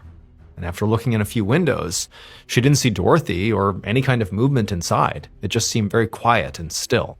Patricia went back to the front door and tried it, but she found it was locked. So she just kept on knocking for a while. And after a few more minutes of Dorothy not answering and not hearing or seeing any sign of life in there, Patricia felt worried enough that she left the front door and went to go call the police. Not long after that, Patricia was back at Dorothy's house, this time watching anxiously as two police officers forced Dorothy's back door open. The officers had gotten there just a few minutes ago, and Patricia had explained to them how Dorothy, could be inside and very likely was hurt or something was wrong here. And so the officers kind of fanned out and began searching around the house looking for a way in, and they found the back door was not locked, it was just jammed. So now they were in the process of getting it unjammed. And so finally, after a few swift kicks to this door, it finally gave way and it swung open, and the two officers, along with Patricia, went inside. Patricia immediately began yelling out Dorothy's name and going room to room looking for her, and what she quickly realized is she could hear the sound of a television that was on, and it was coming from Dorothy's bedroom. But when she went to the bedroom and looked inside, Dorothy wasn't in there. In fact, after searching the whole house, there was no sign of Dorothy anywhere. And there wasn't any sign of any kind of problem in the house, like there was no disturbance anywhere, no struggle, no accident where somebody fell over. It was just like Dorothy was gone, and that was it.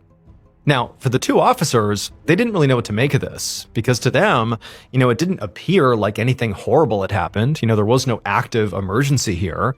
It's just that, this person has left their TV on and they're not here when they should be. And that was concerning, but not enough to warrant a big reaction from authorities.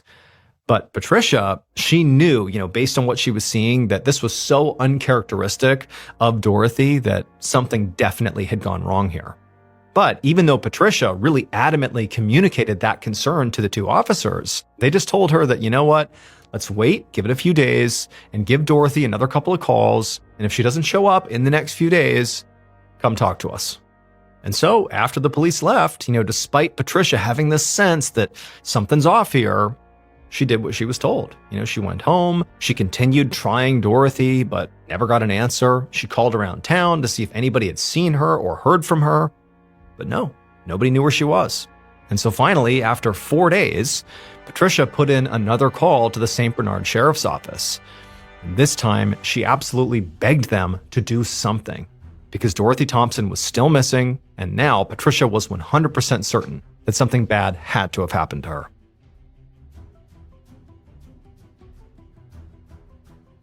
At around 10:30 a.m. on the same day that Patricia has made this plea for help 4 days after Dorothy had inexplicably gone missing, Detective Brian Vallelongo drove his cruiser through Dorothy Thompson's pet cemetery along with Sergeant Terrence Strada.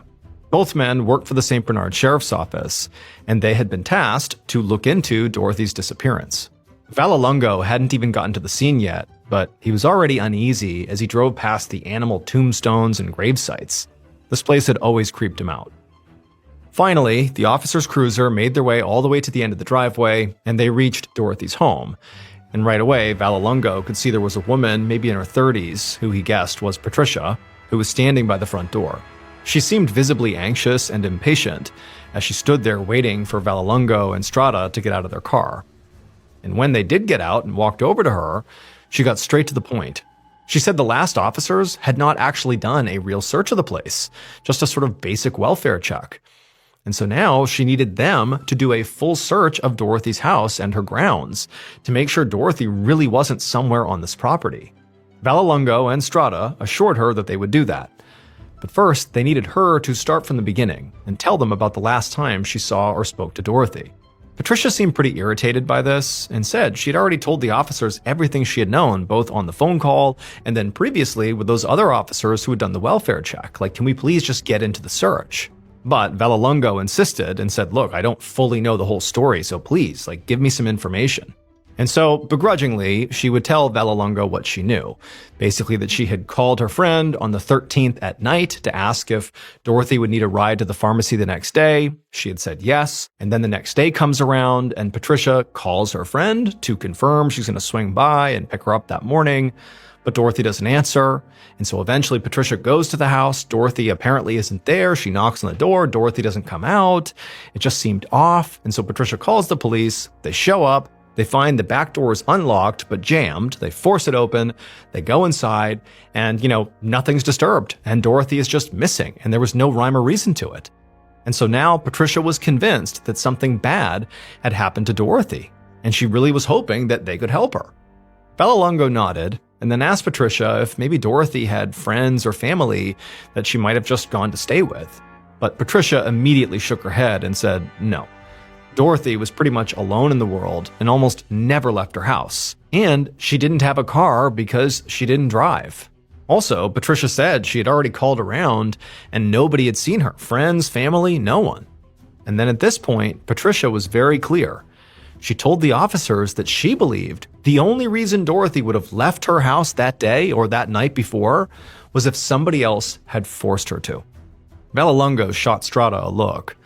He didn't doubt that Patricia was worried about her friend, but they need to look around before they jump to any conclusions here. So he asked Patricia if she could show them the unlocked door, and they would begin their investigation. Moments later, Vallelongo stepped into the home through that back entrance, followed by Strada and Patricia. As he walked around the house, he saw that, like Patricia had said, it was very neat and tidy. There really was no sign of anything that had gone wrong inside the house. No sign of a struggle or a fall of some kind. It was just like the house was left exactly as is. That sort of contradicted Patricia's theory that, the only way Dorothy would have left the house was if she had been forced, suggesting some form of a struggle.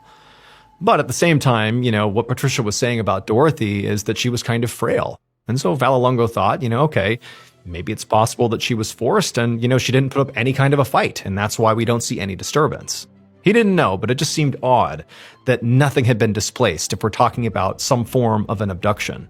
Also, as Vallelongo continued his walk around the house, he could see that items of value, like Dorothy's TV, were still there. So it didn't seem like this had been a robbery. But unlike the first officers who had done that initial welfare check with Patricia a few days earlier, Vallelongo did agree that something wasn't right here. Because as he continued to walk around, he kept seeing signs that Dorothy had clearly not planned to leave her home or had left in a hurry.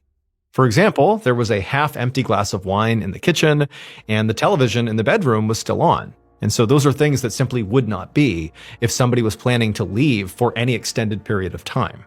And also, based on what Patricia had told them, he could rule out a family emergency suddenly taking Dorothy out of town or any kind of last-minute trip, because Patricia had called around and that stuff hadn't happened. At a certain point, Vallelongo stopped walking around the home and just asked Patricia, how was Dorothy's mental state? And Patricia clearly hesitated for a second before she admitted to Vallelongo that, Dorothy was on a whole bunch of medication, and sometimes it did make her mental state kind of foggy. And so Vallelongo naturally thought, okay, maybe it's possible that in a sort of foggy mental state, maybe for whatever reason, she wandered out of the house on her own. And then once she was outside, something happened to her, whether it was, an animal, a person, a fall, like anything could have happened. He knew the back door had been unlocked during that initial police welfare check. And even though he knew the door apparently had been jammed, it clearly had not been jammed so much that it prevented them from getting inside. And so maybe that door just always got stuck, and maybe that's all that happened. She walked out the back door, and when she shut it, it got jammed, and that was normal. And so Vallelongo turned to his partner and sort of explained to him his theory around Dorothy maybe wandering out on her own, and then something else happened once she was outside, and said, hey, she's clearly not here. Let's go out there and search the grounds and see if we can find her.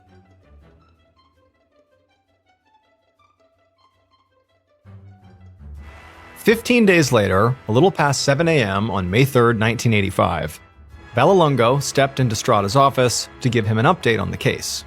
At this point, Vallelongo thought it was extremely likely that foul play was involved here, because they had searched Dorothy's house and her property a few times at this point, and they had not found Dorothy anywhere, or any evidence to explain what had happened to her. Patricia had mentioned that Dorothy had a tattoo of a cross on her left index finger. So Vallelongo had spent the last couple of weeks calling around to local hospitals and morgues to see if any women had been brought in with that marking.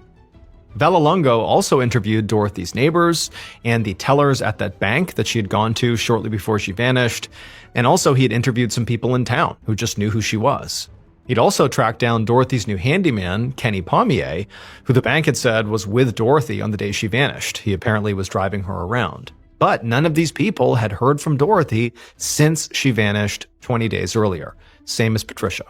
Even though nobody knew where Dorothy was and really couldn't offer all that much information to help the investigation, it was like everybody Vallelongo spoke to had a pretty strong negative opinion of Dorothy. Like that she was this recluse and that she was kind of crazy, and people thought she had murdered her husbands and buried their bodies in the pet cemetery, and also her house and her land were haunted. But, none of these rumors were going to do anything to advance the case. But it was interesting to Vallelongo that people felt this way about her. The only real lead that Vallelongo got was something he got from speaking to Dorothy's lawyer a few days ago, who had mentioned that Dorothy was in the middle of this very contentious lawsuit over the rights to her property with a pair of former employees named Bonnie and Brandon Nodier. And since Dorothy's case was looking more and more like an abduction or even homicide, the fact that there was this active lawsuit that Dorothy was embroiled in was a big red flag. So Vallelongo naturally knew he had to speak to Bonnie and Brandon. But as Vallelongo sat across from Strada at his desk and filled him in on all this, Strada's phone rang. Strada picked it up and listened to the person on the other end, and immediately there was this look of shock that came over his face.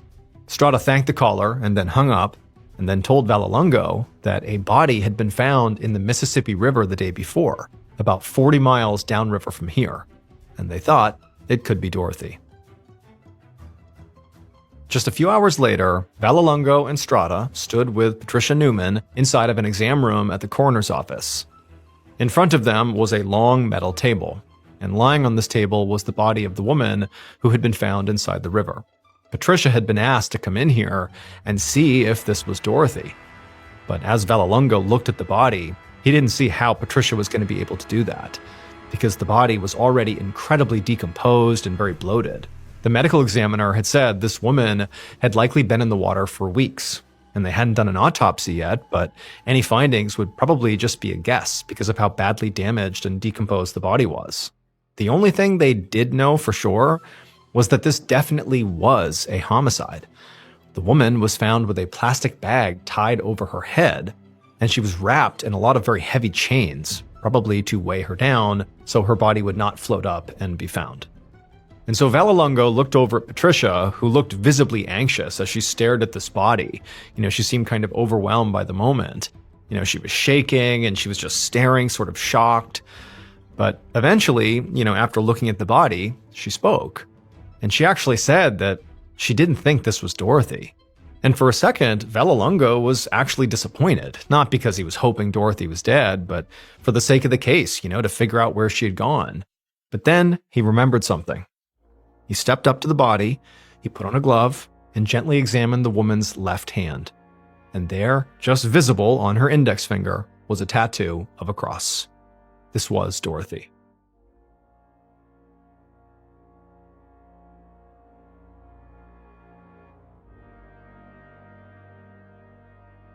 Four days later, on May 7th, Vallelongo got to his office and sat down at his desk to start the day.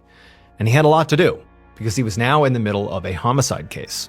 The medical examiner who had done the autopsy on Dorothy didn't find any water in her lungs. So as a result, they had decided the cause of death was most likely asphyxia from strangulation or suffocation, not drowning.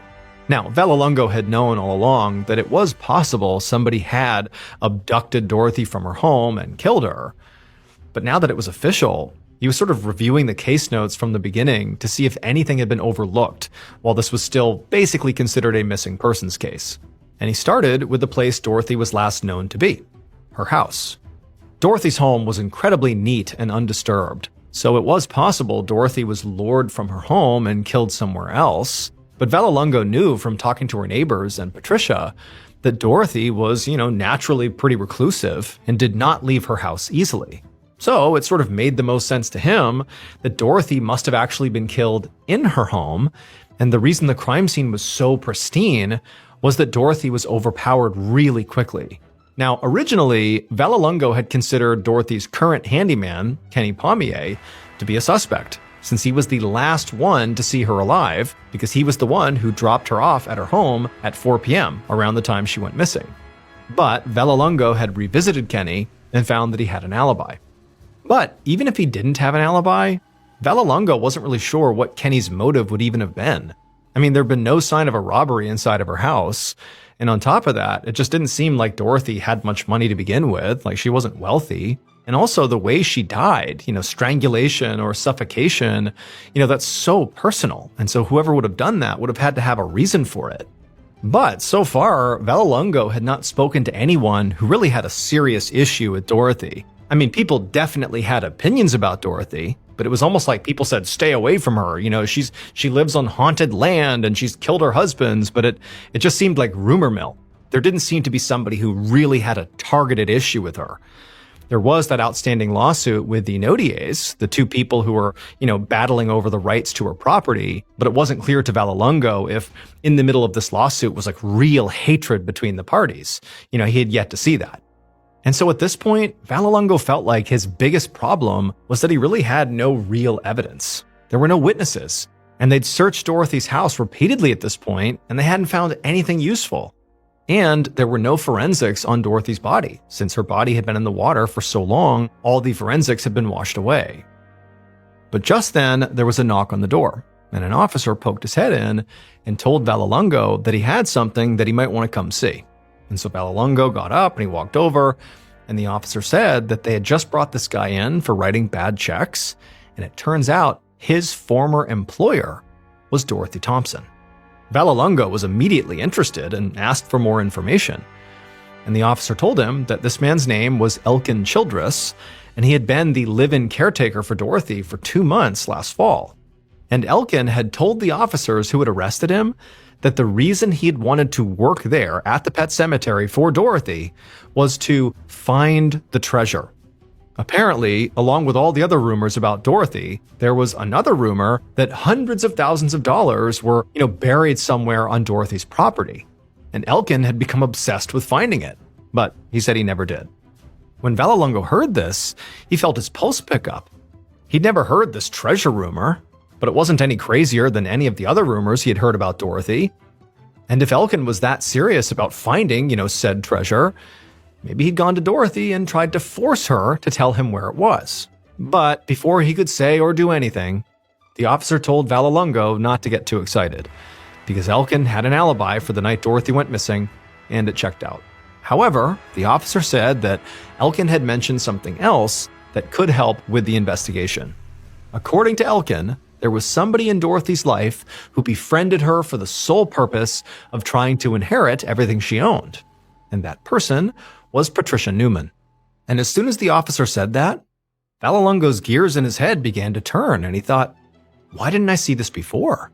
After all, it was Patricia who called the authorities. She's also the one who aggressively pushed this investigation in the early days, which, Vallelonga had assumed was just because she was worried about her friend. But now he was starting to wonder if maybe she was trying to make herself look innocent. It's not unusual for killers to try and insert themselves into investigations to seem cooperative or to cast suspicion on other people.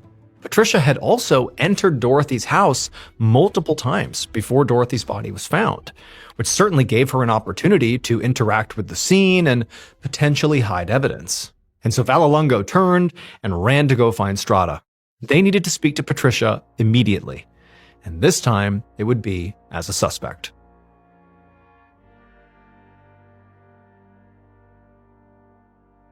On May 8th, so 6 days after Dorothy was found in the river, Vallelonga once again met with Dorothy's close friend, Patricia Newman. But this time, the meeting was inside of a police interrogation room. And as Vallelonga sat at the interrogation table looking at Patricia, he was watching her very carefully. She did seem somewhat annoyed that she had been called in for this, but she also seemed very nervous. In particular, she kept fidgeting with her hands. Now, Vallelonga had really considered his approach here. Since Patricia could have been lying to him this whole time, his plan was to start off pleasant and kind of lull her into a false sense of security that he believed everything she had said was true so far. And then at some point he would surprise her with a sharp left turn and see how she reacted. So he started with some background questions about Patricia's relationship with Dorothy and nodded appreciatively as Patricia explained how she and Dorothy were good friends and Patricia also took care of her. But then, kind of out of nowhere, Vallelonga asked her about Dorothy's estate and if it was valuable or not. She did say that Dorothy owned the house and the land it was on outright, so no mortgages or anything, so it had to be worth something, but she didn't know how much it was worth. Vallelonga responded to this by saying, okay, forget the financial worth of the property. Is the property worth something to you, Patricia? At that point, Vallelonga could clearly see, Patricia realizing what was happening here. She had this alarmed look on her face, like she was starting to see that she was not being treated like a witness, but rather a suspect. And so Patricia quickly said, no, the property was not worth anything to her. She didn't want it, not at all. But she kind of turned it around on Vallelonga and said, look, if you're looking for someone who does want that property, well, you ought to speak to the Notiers. Now, Vallelonga knew who she was referencing. These were the folks who were embroiled in that lawsuit with Dorothy before she went missing and was found dead. But Vallelonga didn't say anything. He just sort of gave Patricia a look like, oh, explain what you mean. And so Patricia took the cue and told him that the Notiers had been Dorothy's live-in employees for years, and they were complete monsters. She said that Brandon had been verbally abusive towards Dorothy while he worked for her, and also he was one of the main people spreading all these rumors about Dorothy in town, about how he thought she killed her husbands and how her land was haunted and she was crazy. But she said that wasn't even the worst of it. She said Brandon was also a thief. She said the year before, when Dorothy was on a lot of medication for depression, like more than normal, and she was not of sound mind as a result of it, She said that Brandon and his wife Bonnie had convinced her to sign over her property to them for basically nothing. And that's when it hit Vallelongo.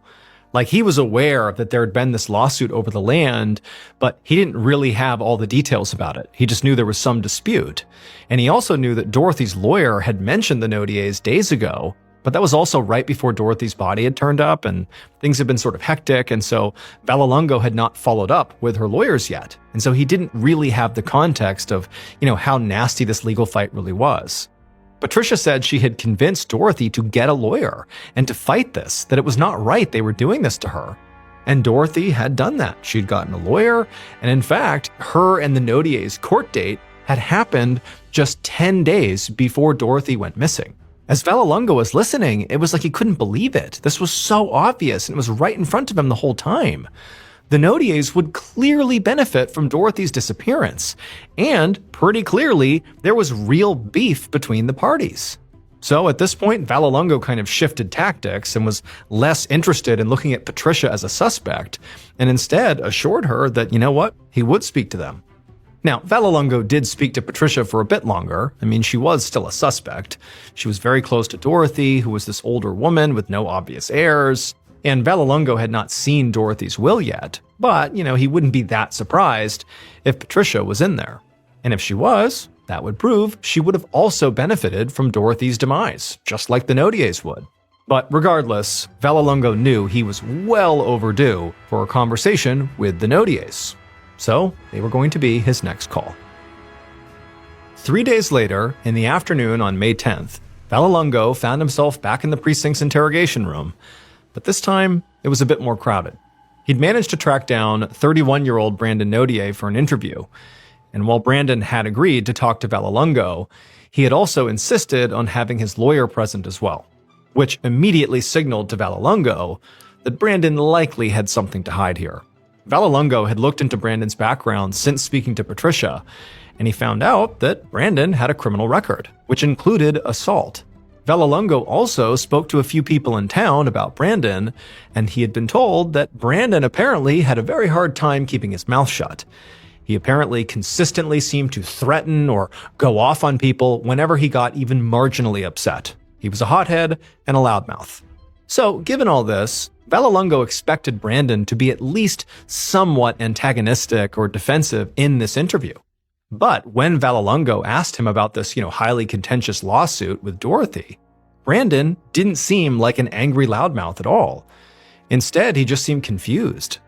He explained the whole thing really was just a big misunderstanding. Brandon said he and his wife had known Dorothy for 6 years and actually lived with her for part of the time. And from his point of view, he thought, Dorothy viewed them as sort of like family. And that's also why he said he believed she was selling them her land at such a low rate. It was like a family discount. He said it just sort of seemed like she really wanted them to have her property. And it was actually Brandon and his wife that had sort of insisted on paying for it. Brandon said, everything about this transaction had really been fine and above board until Patricia Newman got involved. Brandon seemed very frustrated as he began to explain how he didn't really know what had happened, but Patricia somehow got into Dorothy's head and convinced her that he and his wife Bonnie had somehow taken advantage of Dorothy. And Brandon saying that didn't happen. That's not how this went. Brandon said, as far as he was concerned, it actually seemed like Patricia was the one who was taking advantage of Dorothy. And then he said there were actually all these times when apparently Patricia was staying with Dorothy, and at some point they would get into some kind of fight, and Patricia would get mad at Dorothy, and Dorothy would flee her own house and run to the Nodiers' house, for protection, for safe haven. They said that was fairly common. Patricia was this awful person that, Dorothy had to flee from. As Vallelongo heard this, he kind of didn't know what to think. I mean, Brandon could be lying to him, but truthfully, Brandon seemed very convincing. And also, Brandon just didn't really seem smart enough to be a master manipulator here. In fact, if anything, Brandon seemed kind of dense, and it was hard to believe he could engineer this murder without leaving behind any evidence or witnesses, and then also concoct this sort of brilliant story about how Patricia really was the one behind this whole thing. But Brandon's wife, Bonnie, was a suspect too, And it was possible that, she was the ringleader and Brandon had just sort of followed along. They were divorced now, but if they were wrapped up in this lawsuit with Dorothy together, it was possible they could have, come together and joined forces to take care of the problem, i.e., get rid of Dorothy. All that's to say, Vallelonga was not going to eliminate Brandon as a suspect just yet, but he needed more evidence before he could connect him to the crime. So ultimately, he told Brandon he could leave and that he would be in touch.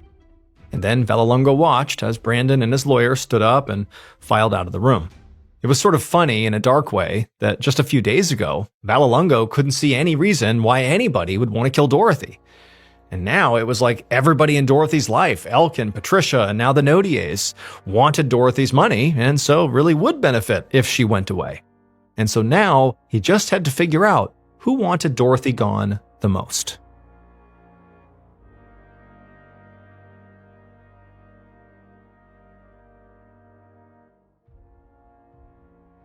About 5 months later, in October of 1985, Vallelonga stood in the middle of Dorothy's pet cemetery along with Sergeant Strada in total disbelief. Because all around them, almost every single tombstone had been completely smashed. Now, Vallelonga had no idea who had done this, but it was sort of oddly fitting, because just like this cemetery, Vallelonga's homicide case was a complete and total mess. Since May, Vallelonga and some other investigators had questioned both Patricia and Brandon Nodier multiple times, but all they ever did was point the finger at the other one. And now, the two primary suspects in Dorothy's murder were essentially at war over her property. After Dorothy's will was read, it would turn out that Patricia Newman had inherited a huge chunk of her estate, including whatever proceeds came from the cemetery business. But the Nodiers were saying that no, you cannot just give that to Patricia because the property is theirs and so the business is theirs because Dorothy had signed it all over to them. And the lawsuit to overturn that sale, despite it being very contentious, it had not been resolved yet. So you can't just shuffle it over to Patricia. And on top of that, Bonnie Nodier, Brandon's ex-wife, had literally moved into Dorothy's house, making it even more complicated. And so that was why the St. Bernard Sheriff's Department and the state police were at the pet cemetery right now. Patricia was there and trying to get access to the house since she needed to get some of Dorothy's things, and Bonnie wouldn't let her in. Now, the uniformed officers had just gone there to make sure everybody played nice. But Vallelonga and Strada had tagged along specifically to try to ask Bonnie a few questions. Now, Bonnie was still very much a suspect in Dorothy's murder, but so far, investigators had actually not been able to interview her. And Vallelonga had hoped that maybe this was their chance. However, when they arrived, Bonnie was extremely angry and she refused to speak to anyone and told all the officers and Patricia to get off her property. And even though the officers, along with Patricia, had eventually gotten inside and Patricia took what she needed, the officers had not been able to get Bonnie to say anything to them. She refused. And so now, Vallelonga and Strada walked back to their cruiser, past all these shattered tombstones, feeling very frustrated that they had multiple suspects here and no way to eliminate any of them. Brandon Nodier would directly benefit from Dorothy's death, because if she was dead, then the lawsuit he was embroiled in would get dropped and he would by default take control of Dorothy's land. He also had a criminal record and, according to Patricia, had been horrible to Dorothy when they lived together. Brandon's ex-wife, Bonnie, could have helped him do it, too, since after all, she was named in that lawsuit as well. And she had taken full control of Dorothy's house after she died, so clearly she was intent on living there. But Patricia also could have been highly motivated to get Dorothy out of the picture, since she was named in the will. And she'd seemed really controlling of Dorothy and had repeatedly inserted herself into the investigation. And then there was the handyman, Elkin Childress, who had been eliminated through his alibi, but Vallelonga felt like he deserved another look. He had admitted that he was obsessed with finding treasure on Dorothy's property. And now all the gravestones were mysteriously smashed, which could indicate that maybe he had come back and this was, part of his attempt to find the treasure. Maybe they were inside the gravestones. Then again, if they're going to treat Elkin like a suspect, well, then anybody who had heard rumors about the treasure on Dorothy's land was also a suspect. And considering how the residents of St. Bernard clearly gossiped a lot about Dorothy, it seemed like that would mean basically everyone in town was a suspect. But without any forensic evidence or witnesses, Vallelongo didn't see how they would ever be able to connect anybody to this crime. Still, he and Strada got back in the cruiser and headed back to the station to keep at it. The investigative team kept working this case diligently for weeks and then months, interviewing and re-interviewing suspects and speaking to people who knew Dorothy. They even met with a psychic who claimed she knew who the killer was. And some people even called in with tips that they had seen Dorothy's ghost in the area, and they would even go follow up in case maybe Dorothy was there. But none of that went anywhere. None of it amounted to any new, meaningful evidence that the police could actually use to bring somebody to court. And as time went on, Dorothy's case changed hands multiple times before finally going cold.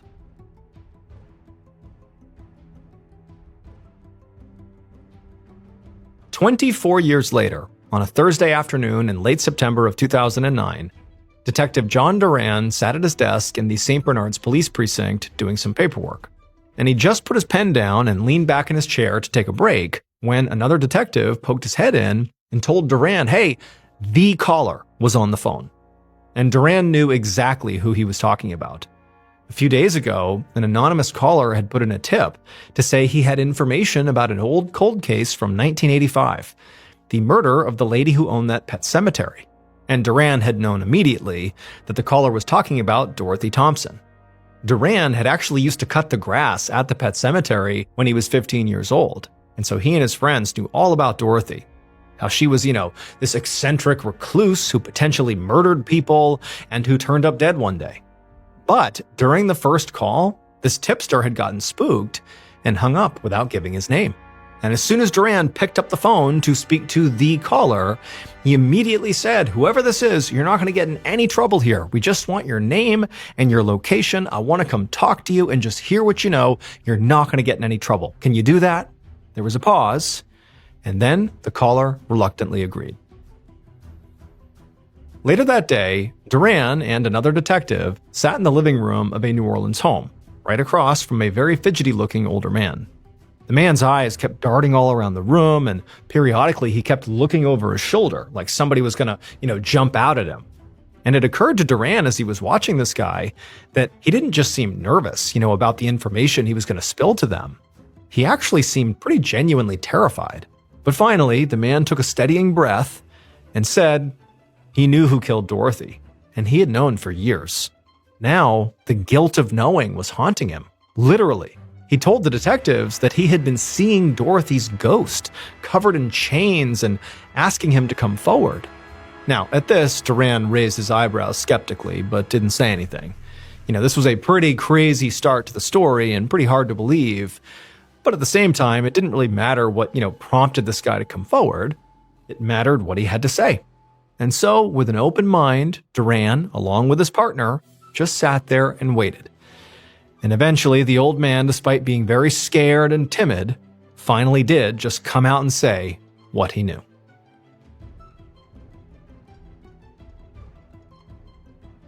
Based on a decades-long investigation and multiple confessions, here is a reconstruction of what police believe happened to Dorothy Thompson on the night of April 13th, 1985.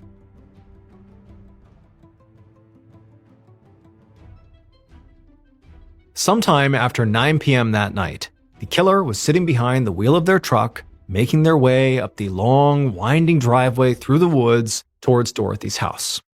And as they drove along, the killer found themselves sort of looking out the window and taking in the sights, the tombstones, the trees, the house up ahead, the whole property, taking it all in. And as they did that, they thought to themselves that it was time to stop waiting for their fortune to arrive. They needed to take it. Because Dorothy did not deserve to have this. In fact, the killer believed Dorothy didn't deserve to live. And so the killer eventually arrived right outside of Dorothy's house, and they stopped their truck, they threw it in park, and then, calm as can be, they got out and they walked around to the back of the house. There, they knocked. And eventually, Dorothy, made her way to the door, and she looked out through the glass and she saw this person, the killer, and she looked confused. But it didn't stop her from opening the door. And as soon as she did, the killer didn't hesitate. They jumped on top of her. Dorothy tried to scream, but the killer immediately wrapped their hands tight around her throat, and she went silent. And then in silence, they strangled Dorothy until she stopped moving. Then, once Dorothy was crumpled, lifeless on the ground, the killer found some sheets and wrapped them around Dorothy's body and then dragged her outside to the waiting truck. Once they put Dorothy's body in the truck, they drove to a section of the Mississippi River not far from Dorothy's house. There, the killer got out and they grabbed Dorothy's body and they tied her hands and her feet together and also, just in case, put a plastic bag tightly over her head. Then they wrapped her body in chains. And then once she was all prepped, the killer, calm as can be, lifted her body up, walked over to the Mississippi River, and threw her in. Moments later, the killer was back inside their truck, driving along, feeling better than they had in months. Because now that Dorothy was gone, all their problems were solved. It would turn out Dorothy Thompson's killer was indeed Brandon Nodier. He had not only tricked Dorothy into selling him her land at a very cheap price, but also, when she figured out he had basically conned her, she sued him at Patricia's urging.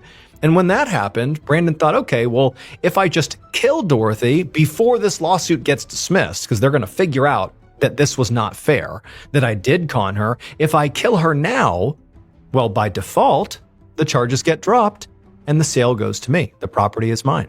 On the night of the murder, Brandon was not alone. He actually asked another one of Dorothy's former handymen, a guy named James Tregler, to come along with him and basically just wait in the car. And so he had done that.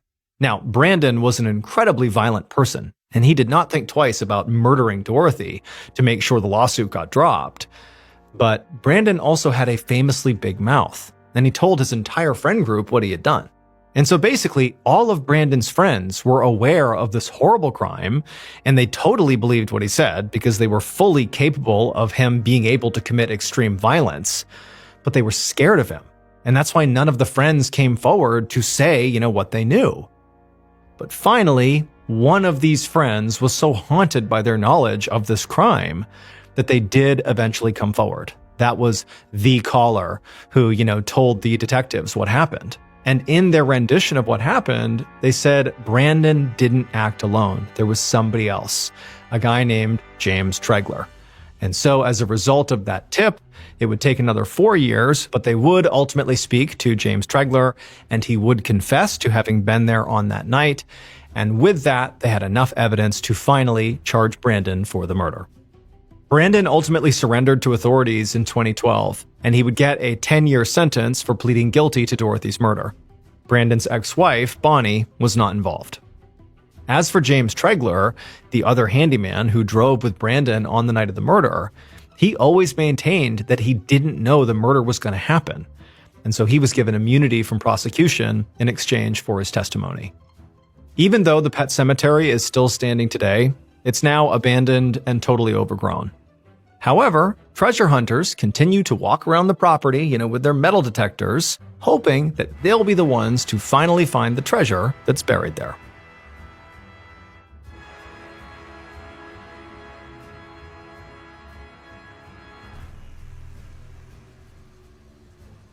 Thank you so much for watching. Let me know what you thought of today's episode in the comments. And remember, we have a whole playlist of true crime episodes ready for you to binge right now. So click here and give them a watch. All right, until next time, see ya.